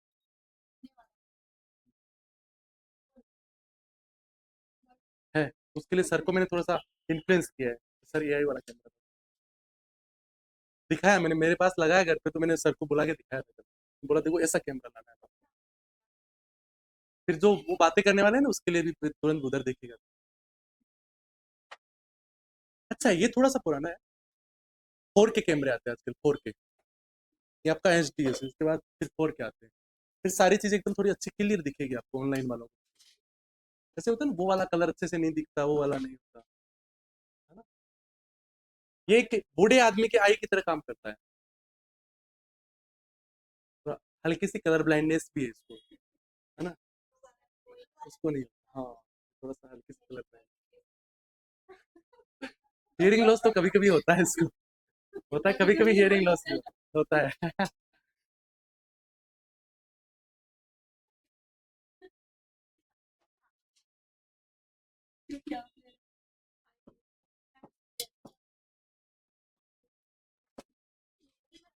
पहले इससे वो करते थे ना, शादी विवाह के अंदर वीडियोग्राफी के लिए यूज होता था, ऐसे होता था ना कैमरा। क्या नाम होता है इस कैमरा का? Handycam, handycam, handy cam.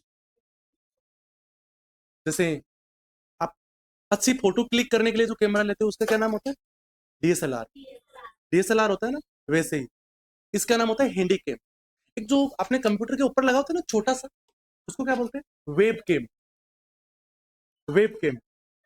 हाँ, एग्जाम देने जाते हो या फिर सारे कंप्यूटर लैपटॉप्स में भी आता है, या फिर छोटा सा ऊपर लगा के रखते हैं आपका जो, वो करवाने के लिए, है ना, बायोमेट्रिक वगैरह कराने के लिए। हाँ, वो होता है आपका, क्या बोलते हैं उसको? Webcam, webcam, DSLR, handycam. अब इससे ऊपर और एडवांस में क्या आते हैं आजकल? आजकल जो कैमरे आते हैं वो कौन से आते हैं? तो बोलते हैं ना वो, तो बोलते हैं हाँ, VC कैमरा, है ना, वीडियो कॉन्फ्रेंसिंग कैमरा बोलते हैं, VC, VC camera, video conferencing camera. और जो मैं बता रहा हूँ वॉइस कमांड के लिए, वो किसके लिए करते हैं? उसके लिए पॉडकास्ट चलते हैं ना आजकल, पॉडकास्ट, वो पॉडकास्ट शूट होने के लिए यूज होते हैं उसका, जो AI कैमरा होते हैं। लिख लिया?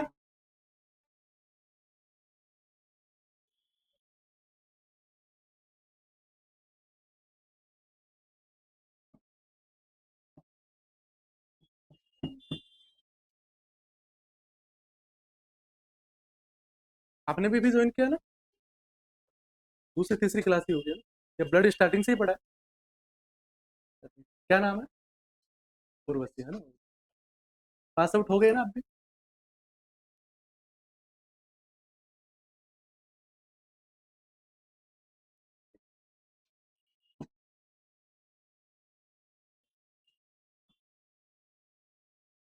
लिख लिया?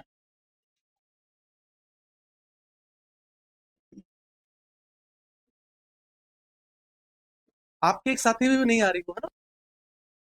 ये दोनों बहुत सिंसियर है, हाँ, सिर्फ पढ़ाई में फोकस रहता है। ये और एक इसके वो दोस्त साथ में ज्वाइन किया ना उसने, तो वो क्यों नहीं आ रही? सिंसियर बच्चे हैं वो। ठीक है, आ जाओ यहाँ पे, है ना। क्रॉस मैचिंग, क्या होता है क्रॉस मैच? ब्लड बैंक से कभी भी ब्लड लाने जाते हो तो थोड़ा सा सैंपल देना पड़ता है ना। वो ब्लड क्यों दिया जाता है? क्रॉस मैच करवाने के लिए, यानी दोनों ब्लड को मिला के रिएक्शन देखा जाता है, किससे रिएक्शन हो रहा है या नहीं। उसके लिए ऐसा हो रहा होता है। कभी किसी पेशेंट का आपने एक बार ब्लड ग्रुप करवा लिया, ब्लड ग्रुप कराने के बाद कभी भी उसको RDP या SDP या किसी भी प्रकार की कोई प्लेटलेट्स लगनी है, तो सेम ब्लड ग्रुप के ऊपर दोबारा आप ट्रांसफ्यूजन करते रहो, उसके लिए दोबारा आपको ब्लड का सैंपल लाने की नीड नहीं। लेकिन आपका 100% पता है कि आपका ब्लड ग्रुप ये है, पॉजिटिव नेगेटिव का भी पता है, उसके बावजूद भी हर बार ब्लड का सैंपल लाना पड़ता है, ऐसा क्यों? क्यों? ब्लड ग्रुप सेम है, पॉजिटिव नेगेटिव सेम है, तो उसके बाद क्यों दोबारा सैंपल लाने की नीड है पीआरबीसी में?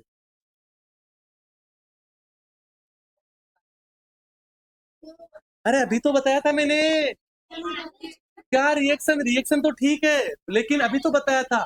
हाँ, आपका जो ब्लड ग्रुप था ना, वो हो सकता है अभी अलग था, लेकिन इस बार आपको 1 यूनिट ब्लड चढ़ गया। अभी मान लो अभी कोई हॉस्पिटलाइज है, कोई पेशेंट है, इसको 1 यूनिट ब्लड लगा, लेकिन जो ब्लड लगा था वो हो सकता है वो नेगेटिव वाला है, पॉजिटिव वाला ब्लड लग गया था उसको उस दिन। हाँ, और उसके बाद लग गया, और इस बार दोबारा एडमिट हुआ है, वो दोबारा एडमिट हुआ है, तब दोबारा ब्लड ट्रांसफ्यूजन होना है, तो उसका ब्लड ग्रुप चेंज हो गया है, क्योंकि उसमें एंटीबॉडी भी प्रेजेंट हो गई ना। फिर मान लो ब्लड ग्रुप तो बी का बी है, लेकिन पहले बी नेगेटिव था, इस बार एंटीबॉडीज बनने से वो B negative plus Rh antibody present. हाँ, आरएच एंटीबॉडी प्रेजेंट, क्योंकि आरएच एंटीबॉडी पहले से नहीं रहती, पर बन गई ना उसके खिलाफ, उसमें आरएच एंटीबॉडीज हुई, और इस बार भी अपन ने सेम वाला ब्लड ग्रुप डाल दिया तो रिएक्शन हो जाएगा। इसीलिए जो भी ब्लड देना है उसका हर बार क्रॉस मैचिंग करा के ब्लड चढ़ाना है, इस दुविधा को रोकने के लिए। जो मैंने आपको बोला ना, उसके बाद एंटीबॉडीज बन जाती है, पहली बार में कोई दिक्कत नहीं है, सेकंड टाइम में आ जाती है। वो कहानी बताती है कि हर बार आपका ब्लड का टाइप चेंज हो सकता है।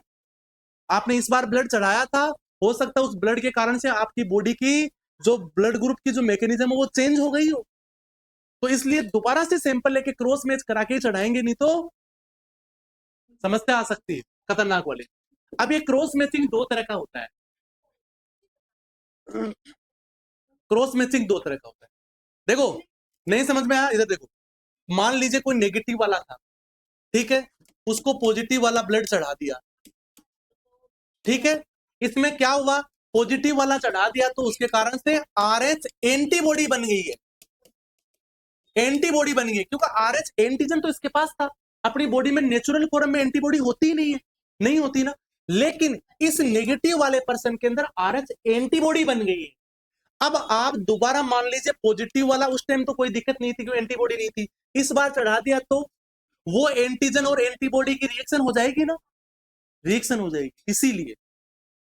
समझ गए आप? ओके, तो मेनली जो क्रॉस मैचिंग होता है वो दो तरह का होता है, एक होता है मेजर क्रॉस मैचिंग, एक होता है minor cross matching. Major cross matching तब होता है जो कोई पर्सन पहले से, ऐसा होता है ना बार बार नहीं, उसको तो ब्लड का रिएक्शन कुछ ज्यादा ही होता है, जिसको बार बार रिएक्शन के चांसेस होते हैं या फिर ज्यादा ससेप्टेबल होता है, उनमें मेजर वाला किया जाता है, नहीं तो माइनर क्रॉस मैचिंग करवा के उसको ब्लड दे दिया जाता है ब्लड बैंक से। मेजर और माइनस, माइनर के अंदर फर्क क्या होता है, दोनों के अंदर ही मिक्सिंग होता है, डोनर और रिसिपिएंट का ब्लड का कुछ कंपोनेंट मिक्सिंग करवाते हैं, वो जो सैंपल ले जाते हैं उनमें से थोड़ा सा निकाल के उसमें डालेंगे और फिर देखेंगे इसमें कुछ रिएक्शन हुआ या नहीं हुआ, ऐसा। लेकिन जो मेजर वाला है इसमें तो क्या होता है, डोनर का आरबीसी यानी फ्रेश ब्लड तुरंत आरबीसी, और उसका रिसिपिएंट का सीरम, इसका आरबीसी और इसका सीरम। सीरम क्यों? क्योंकि आरएच वाली एंटीबॉडी सीरम में ही मिलेगी, क्योंकि एंटीबॉडीज अपनी बॉडी में होती है ना, जो उसके अगेंस्ट वाली बनती है वो सीरम में होती है, ब्लड पे नहीं होती है। आपके अंदर एक बार कोरोना हो गया, दोबारा कोरोना ना हो उसके लिए एंटीबॉडी बनी, तो वो क्या आरबीसीज पे थोड़ी होती है, वो तो सीरम में ही होती है ना, सीरम में ही होती है। तो रिसिपिएंट जिसको देना है उसका सीरम देख लेंगे कि भाई सीरम के अंदर एंटीबॉडी है या नहीं है, यदि एंटीबॉडी प्रेजेंट हुई तब तो तुरंत आरबीसी से रिएक्शन हो जाएगा, क्योंकि आरबीसी तो क्या है, पॉजिटिव नेगेटिव के बारे में बताती है, क्योंकि आरएच एंटीजन किस पे है, आरबीसी पे है, लेकिन एंटीबॉडी जो बनी थी पिछले वाली वो सीरम में है, तो इससे देखा इसमें रिएक्शन हुआ तो ठीक है, नहीं हुआ तो ट्रांसफ्यूजन कर देंगे। लेकिन यदि माइनर वाले में करवाना है तो इसमें डोनर का तो सीरम और इसका रिसिपिएंट का ब्लड, इसका भी आरबीसीज नहीं, सिर्फ नॉर्मली पूरा पूरा होल ब्लड, होल ब्लड। इससे इतनी एक्यूरेसी में नहीं आ पाएगा, पर काफी हद तक इसमें भी चीजें कवर हो जाएगी, पर ये थोड़ा इजी है, ये थोड़ा सा कॉम्प्लिकेटेड है, पहले उसकी आरबीसी निकालनी पड़ेगी और उसका सीरम निकालना पड़ेगा। इसमें होल ब्लड है, जो सैंपल दिया था पूरा पूरा ब्लड है, और सीरम भी बनाना थोड़ा इजी है, पर आरबीसी को डिफरेंशिएट करना इजी नहीं। समझ पा रहे हो ना? उसमें ज्यादा मेहनत लगेगी, इसमें कम मेहनत लगेगी। अब इसको दो तरीके से कर सकते हैं कि किसके लिए कौन सा करना है। पहला तो ये हो गया कि वो ससेप्टेबल कितना है रिएक्शन के लिए, ज्यादा ससेप्टेबल है तो सीधी सी बात है मेजर वाला करना पड़ेगा, माइनर से नहीं चलेगा। दूसरा चीज अर्जेंसी कितनी है, यदि किसी को अर्जेंटली चाहिए तो उसके बाद ये नहीं कर सकते फिर तुरंत ये देना है। किसी को अर्जेंट नहीं है, प्लान्ड है, कोई सर्जरी वगैरह है, तो अपन ये करके दे सकते हैं। समझ पा रहे हो? पर आपके माइंड में इतना होना चाहिए, क्रॉस मिसिंग दो तरह का होता है, एक मेजर और एक माइनर। मेजर वाले के अंदर क्या होता है, आरबीसी और सीरम, और उसके अंदर माइनर वाले के अंदर होल ब्लड और सीरम, यानी उसमें आरबीसी नहीं होती है, सीरम तो दोनों में ही होता है, पर इसमें एक तरफ आरबीसी और दूसरे वाले में होल ब्लड। आरबीसी को अलग करने की जरूरत नहीं है, डायरेक्टली सीरम में ब्लड मिला। समझ गए? ओके, लिख लो। अच्छा, if done before transfusion to determine compatibility of blood, यानी ट्रांसफ्यूजन से पहले ये करवा के देखते हैं कि ये ब्लड इसके लिए कंपेटेबल है या नहीं है, इसके लिए सुविधाजनक है या नहीं, इस चीज को चेक किया जाता है पहले क्रॉस मैचिंग करवा के। आ रहा है सबको समझ में? समझ में आ रहा है?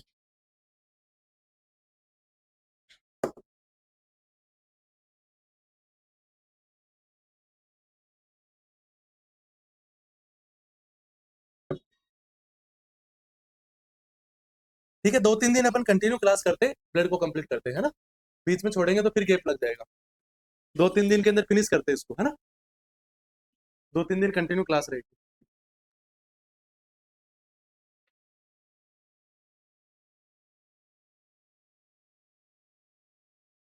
ब्लड कंप्लीट करा के फिर 10-1 दिन क्लास नहीं होगी फिर मेरी, एक बार मैं ब्लड कंप्लीट ही कराता हूँ आपका, फिर थोड़ा ज्यादा गैप लग जाएगा, 10 दिन बाद में फिर वापस पूरा रिवाइज करना पड़ेगा।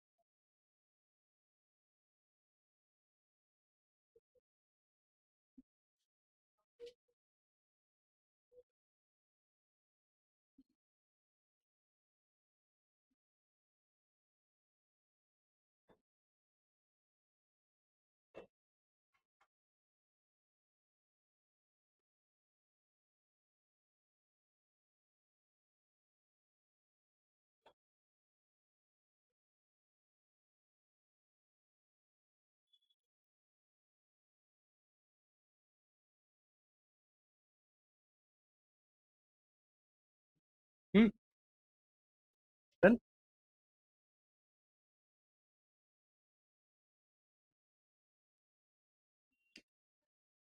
हाँ, ओके ओके, लिख लो, है ना।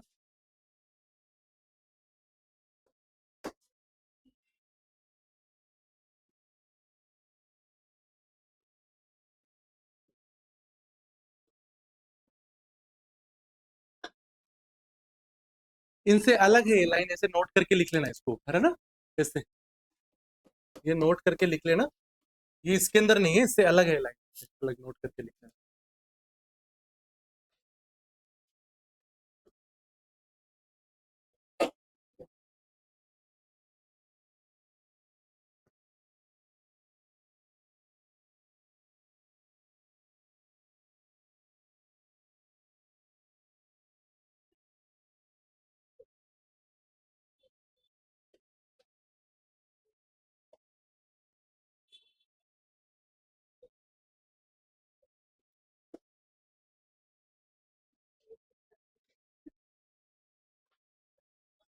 हो गया, लिख लिया ना सबने?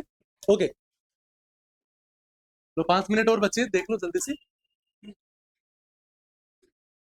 देखो, ये देखो सबसे इंपॉर्टेंट चीज, ये इसी टॉपिक का हिस्सा है, इसलिए इसको देखना जरूरी है।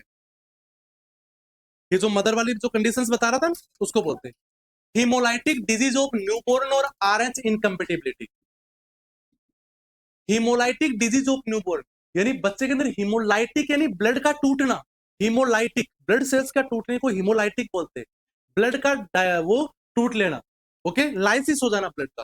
तो हीमोलाइटिक डिजीज ऑफ न्यूबॉर्न यानी न्यूबॉर्न के अंदर बच्चे का ब्लड सेल्स टूटना, जिसको अपन RH इनकम्पेटिबिलिटी भी बोलते हैं, यानी उसका कोज भी ये, उस डिजीज के बारे में बात करने वाले। अब अच्छे से समझना कि RH पॉजिटिव मदर है, मान लीजिए कोई, ओके, सॉरी RH नेगेटिव है ना, RH नेगेटिव मदर है, कैरीज RH पॉजिटिव फीटस, यदि उसने जो बच्चा उसके अंदर बना है वो RH पॉजिटिव वाला हो गया, मान लीजिए नेगेटिव वाली फीमेल्स और उसका बच्चा पॉजिटिव वाला, ओके, तो ऐसा होगा तो क्या होगा, एट डिलीवरी के time enter some RH antigen from foetus to mother blood. जब डिलीवरी होगी, ऐसे तो प्लेसेंटा में बैरियर लगा हुआ है, मदर का प्लेसेंटा में जा सकता है, प्लेसेंटा सिर्फ बच्चे के पास, पर बच्चे का मदर में नहीं आ सकता, नहीं आ सकता ना, क्योंकि बैरियर है वहां पे। लेकिन जब डिलीवरी होगी तब मदर की भी ब्लीडिंग होगी, बच्चे का भी फ्रिक्शन के साथ थोड़ा ब्लड निकलेगा, है ना, तो वो जब वेजाइनल कैनाल के अंदर ब्लीडिंग होगी तो वहां से कुछ RH एंटीजन मिक्स हो जाएंगे मदर के ब्लड के साथ और मदर के ब्लड के अंदर चले जाएंगे। RH एंटीजन मदर के ब्लड में जाएंगे तो एंटीबॉडी प्रोड्यूस कर लेंगे, होगा ना, वही सिचुएशन है वहां वाली, ओके। यानी विद इन ए 1 मंथ, 1 महीने के अंदर अंदर मदर डेवलप RH एंटीबॉडी इन हर ब्लड, मदर के ब्लड के अंदर RH एंटीबॉडीज बन गई है, क्योंकि वो RH एंटीजन आ गया था इसलिए। पर कोई दिक्कत नहीं है, बन गई जो बन गई, इसको कोई समस्या अभी तक नहीं आएगी। समस्या कब आएगी, व्हेन मदर कंसीव, दोबारा से प्लान करते हैं सेकंड टाइम, सेकंड बेबी के लिए, और वो जो प्लान किया हुआ बच्चा भी यदि नेगेटिव होगा तो कोई इश्यू नहीं है, पर दोबारा से उसने प्लान किया और यदि वो RH पॉजिटिव हो गया पहले वाले की तरह ही, तब समस्या आने वाली है। क्या समस्या आएगी, थ्रू प्लेसेंटा, इंटर प्लेसेंटा के थ्रू मदर का ब्लड तो बच्चे में जाएगा ही ना, बच्चे का ही नहीं आ सकता, तो मदर का ब्लड जाएगा तो उसमें RH एंटीबॉडीज भी होगी, ये जो RH एंटीबॉडीज है मदर से फीटस में चली जाएगी, और फीटस के अंदर RH एंटीजन है, वो RH पॉजिटिव बच्चा बना है वहां पे। जब वहां पे मदर के पास चलेगी तो फीटस के अंदर RH antibodies attach to RH antigen, RH antigen और एंटीबॉडी चिपक जाएगी, अटैच हो जाएगी, और तुरंत हीमोलाइसिस अकर, ब्लड टूटेगा, और जब ब्लड ही नहीं बचेगा अंदर तो फीटस की डेथ, बच्चे की डेथ, ऐसी सिचुएशन हो जाएगी। इस सिचुएशन को हीमोलाइटिक डिजीज ऑफ न्यूबॉर्न या फिर अपन RH इनकम्पेटिबिलिटी बोलते हैं।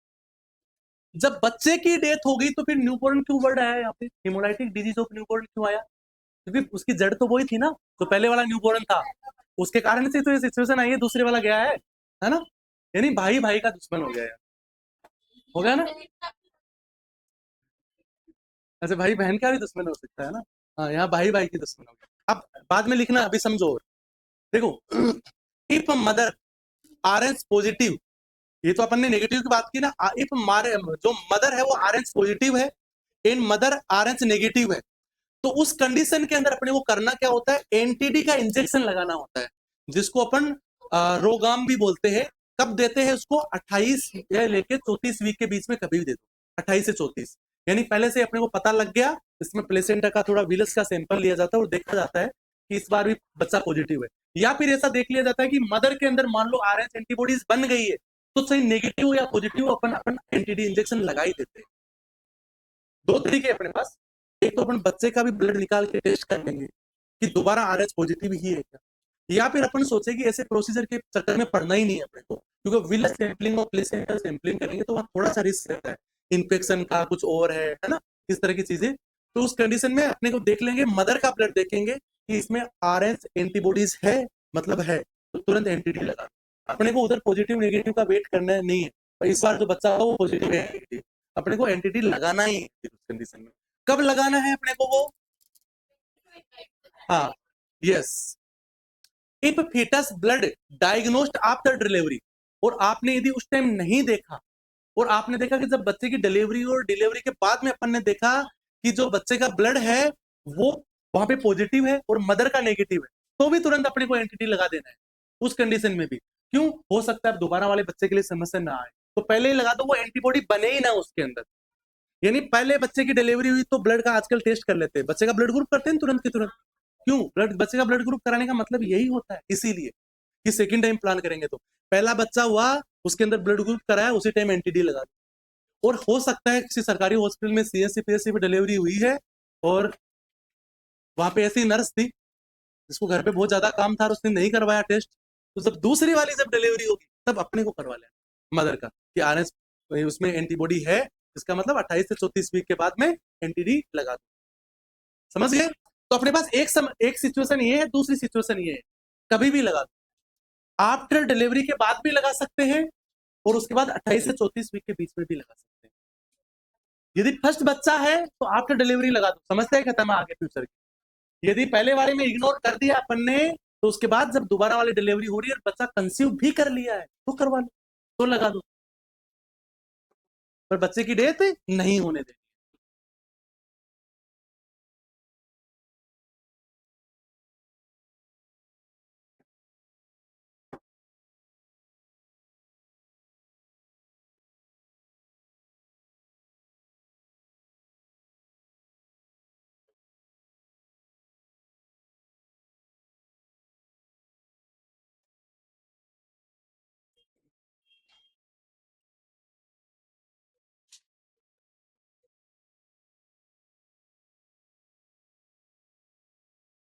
पहले वाली दोनों ब्लड के क्लासेस नहीं ली थी और वो सिर्फ पहली बार ही आए थे आज। वो वाले कौन कौन से बच्चे थे पुराने वाले स्टूडेंट में? पुराने वाले कौन से थे? पहले नहीं ली थी दोनों क्लासेस आपने, और सबने ली है ना, और तो पहले वाले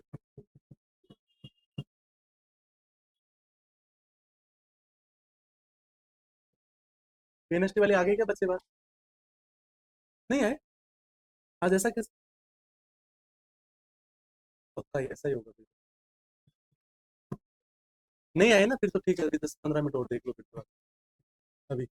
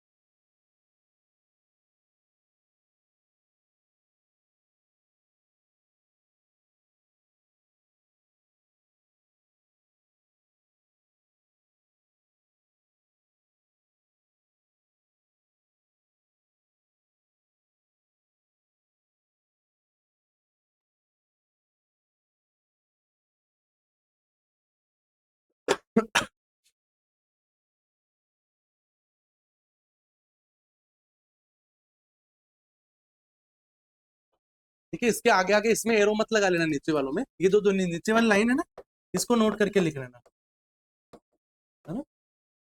ये एरो लगा के यहाँ तक का ही लिखना है, ये नीचे वाला नोट करके लिख लेना, दोनों नीचे वाली लाइन ये उससे थोड़ी उससे अलग है, उसी क्रम में नहीं है। यहाँ तो बच्चे की डेथ हो गई है, इसके प्रिवेंशन के लिए फिर ये ट्रीटमेंट है एक तरह से।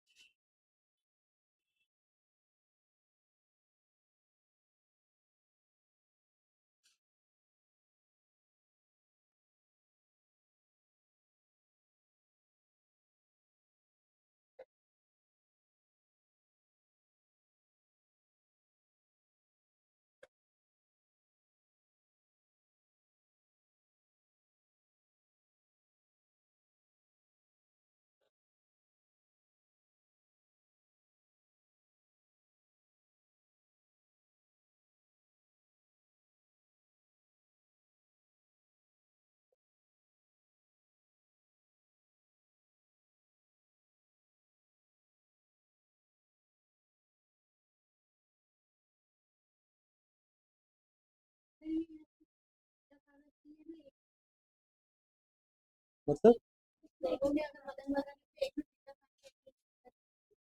हाँ हाँ हाँ, if mother R H positive and foetus R H negative. हाँ ये फीटस, ये नेगेटिव, हाँ ये नेगेटिव होगी और ये पॉजिटिव, है ना। इसको ऐसा कर दो, ऐसा कर लो, कोई दिक्कत नहीं है। इफ मदर है ना आर एच नेगेटिव कर लेना, वो टाइपिंग मिस्टेक है उधर से, है ना। मैं इसको दोबारा से कर देता हूँ नीचे की तरफ।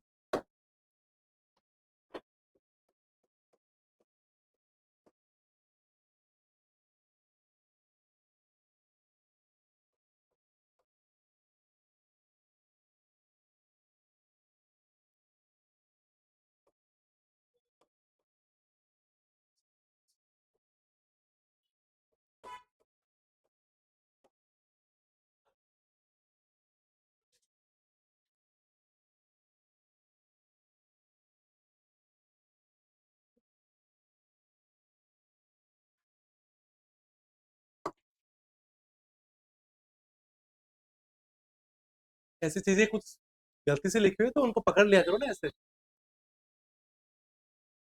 पढ़ाई तो मैंने ऐसे ही थी जैसे अभी लिखी है वैसे, वो तो टाइपिंग मिस्टेक थी ना, तो उस चीजों को कैच कर लिया करो ना।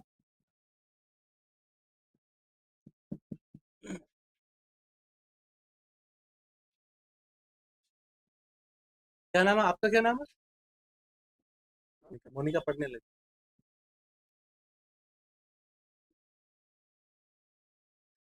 पहले तो कैसे मान ले, पहले पढ़ती थी, पहले बताती नहीं थी ना।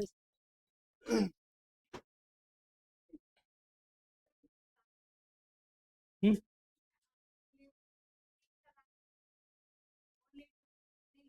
नहीं नहीं, वो फिर उसके बाद ऐसे नीड ही नहीं है ना अपने को, ऐसे नीड ही नहीं है दोबारा बच्चा कंसीव करे तो उसमें प्रॉब्लम ना हो इसलिए, क्योंकि देखो ऐसा है ना। हाँ लगा सकते, लगा सकते। 74 इसलिए लिखा है, उसमें एंटीबॉडी बनी ही नहीं है, उससे पहले ही लगा दो तुम। हाँ, बनने के बाद उसकी डोज अलग हो जाती है, उस टाइम ईजी रहेगा। बनी नहीं है, उसको बनने में पूरा महीना लगता है, पर 72 आवर्स के अंदर उसकी प्रोसेसिंग स्टार्ट हो जाती है एंटीबॉडी बनने की। तब तक बनी ही नहीं है, उसके बाद फिर बनना स्टार्ट हो जाएगा, तो उसके बाद उसकी डोज अलग होगी, क्योंकि बने हुए को डैमेज करना और एक बनने से पहले डैमेज करना, इसलिए लिखा हुआ है। वो डिपेंड करता है वेट के अकॉर्डिंग, शायद कुछ वेट वगैरह रहता है ना फीमेल का, उसके अकॉर्डिंग डाला जाता है। होता है, होता है। जो डोज होती है उस डोज के अंदर भी कुछ वेट वगैरह का ऐसा कुछ रहता है उसमें। जैसे मान लो, वो इसलिए होता है, वो इसलिए होता है, मैं बताता हूँ, सुनो सुनो। वो इसलिए होता है कि जिसमें जितनी ज्यादा आरबीसी होगी, सुनो मेरी बात, जिसमें जितनी ज्यादा आरबीसी होगी, जितना ज्यादा सरफेस एरिया होगा, उतना ही आरएच एंटीजन ज्यादा होंगे। ज्यादा हो गया उसके खिलाफ एंटीबॉडीज भी ज्यादा होगी, तो उतना ज्यादा देना पड़ेगा। मान लीजिए किसी का एच बी सिर्फ 6 है और किसी का एच बी 15 है, तो सेम डोज में कैसे काम चलेगा बताओ? नहीं चलेगा ना। ये जो एंटी डी इंजेक्शन होता है ना बेटा, ये आपके इम्यूनोग्लोबुलिन्स ही होते हैं, ये इम्यूनोग्लोबुलिन्स ही है, उसके खिलाफ फाइट करने वाली एंटीबॉडीज ही है ये भी, खुद भी।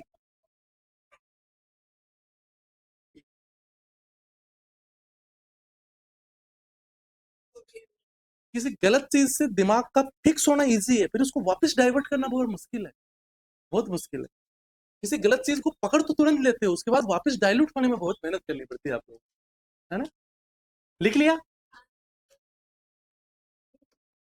ओके।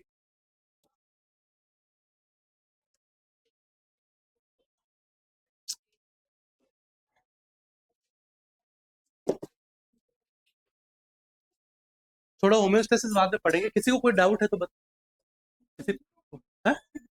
हाँ, इसको थोड़ा सा बाद में पढ़ेंगे तो ठीक है। होम्योस्टेसिस थोड़ा नया सा टॉपिक है, कैसे आपकी बॉडी के अंदर होम्योस्टेसिस होता है, कैसे ब्लड की सारी चीजों का बैलेंस होता है, उस तरीके से जो अब तक पढ़ा उसमें किसी को कोई डाउट है तो पूछ सकते हो आप।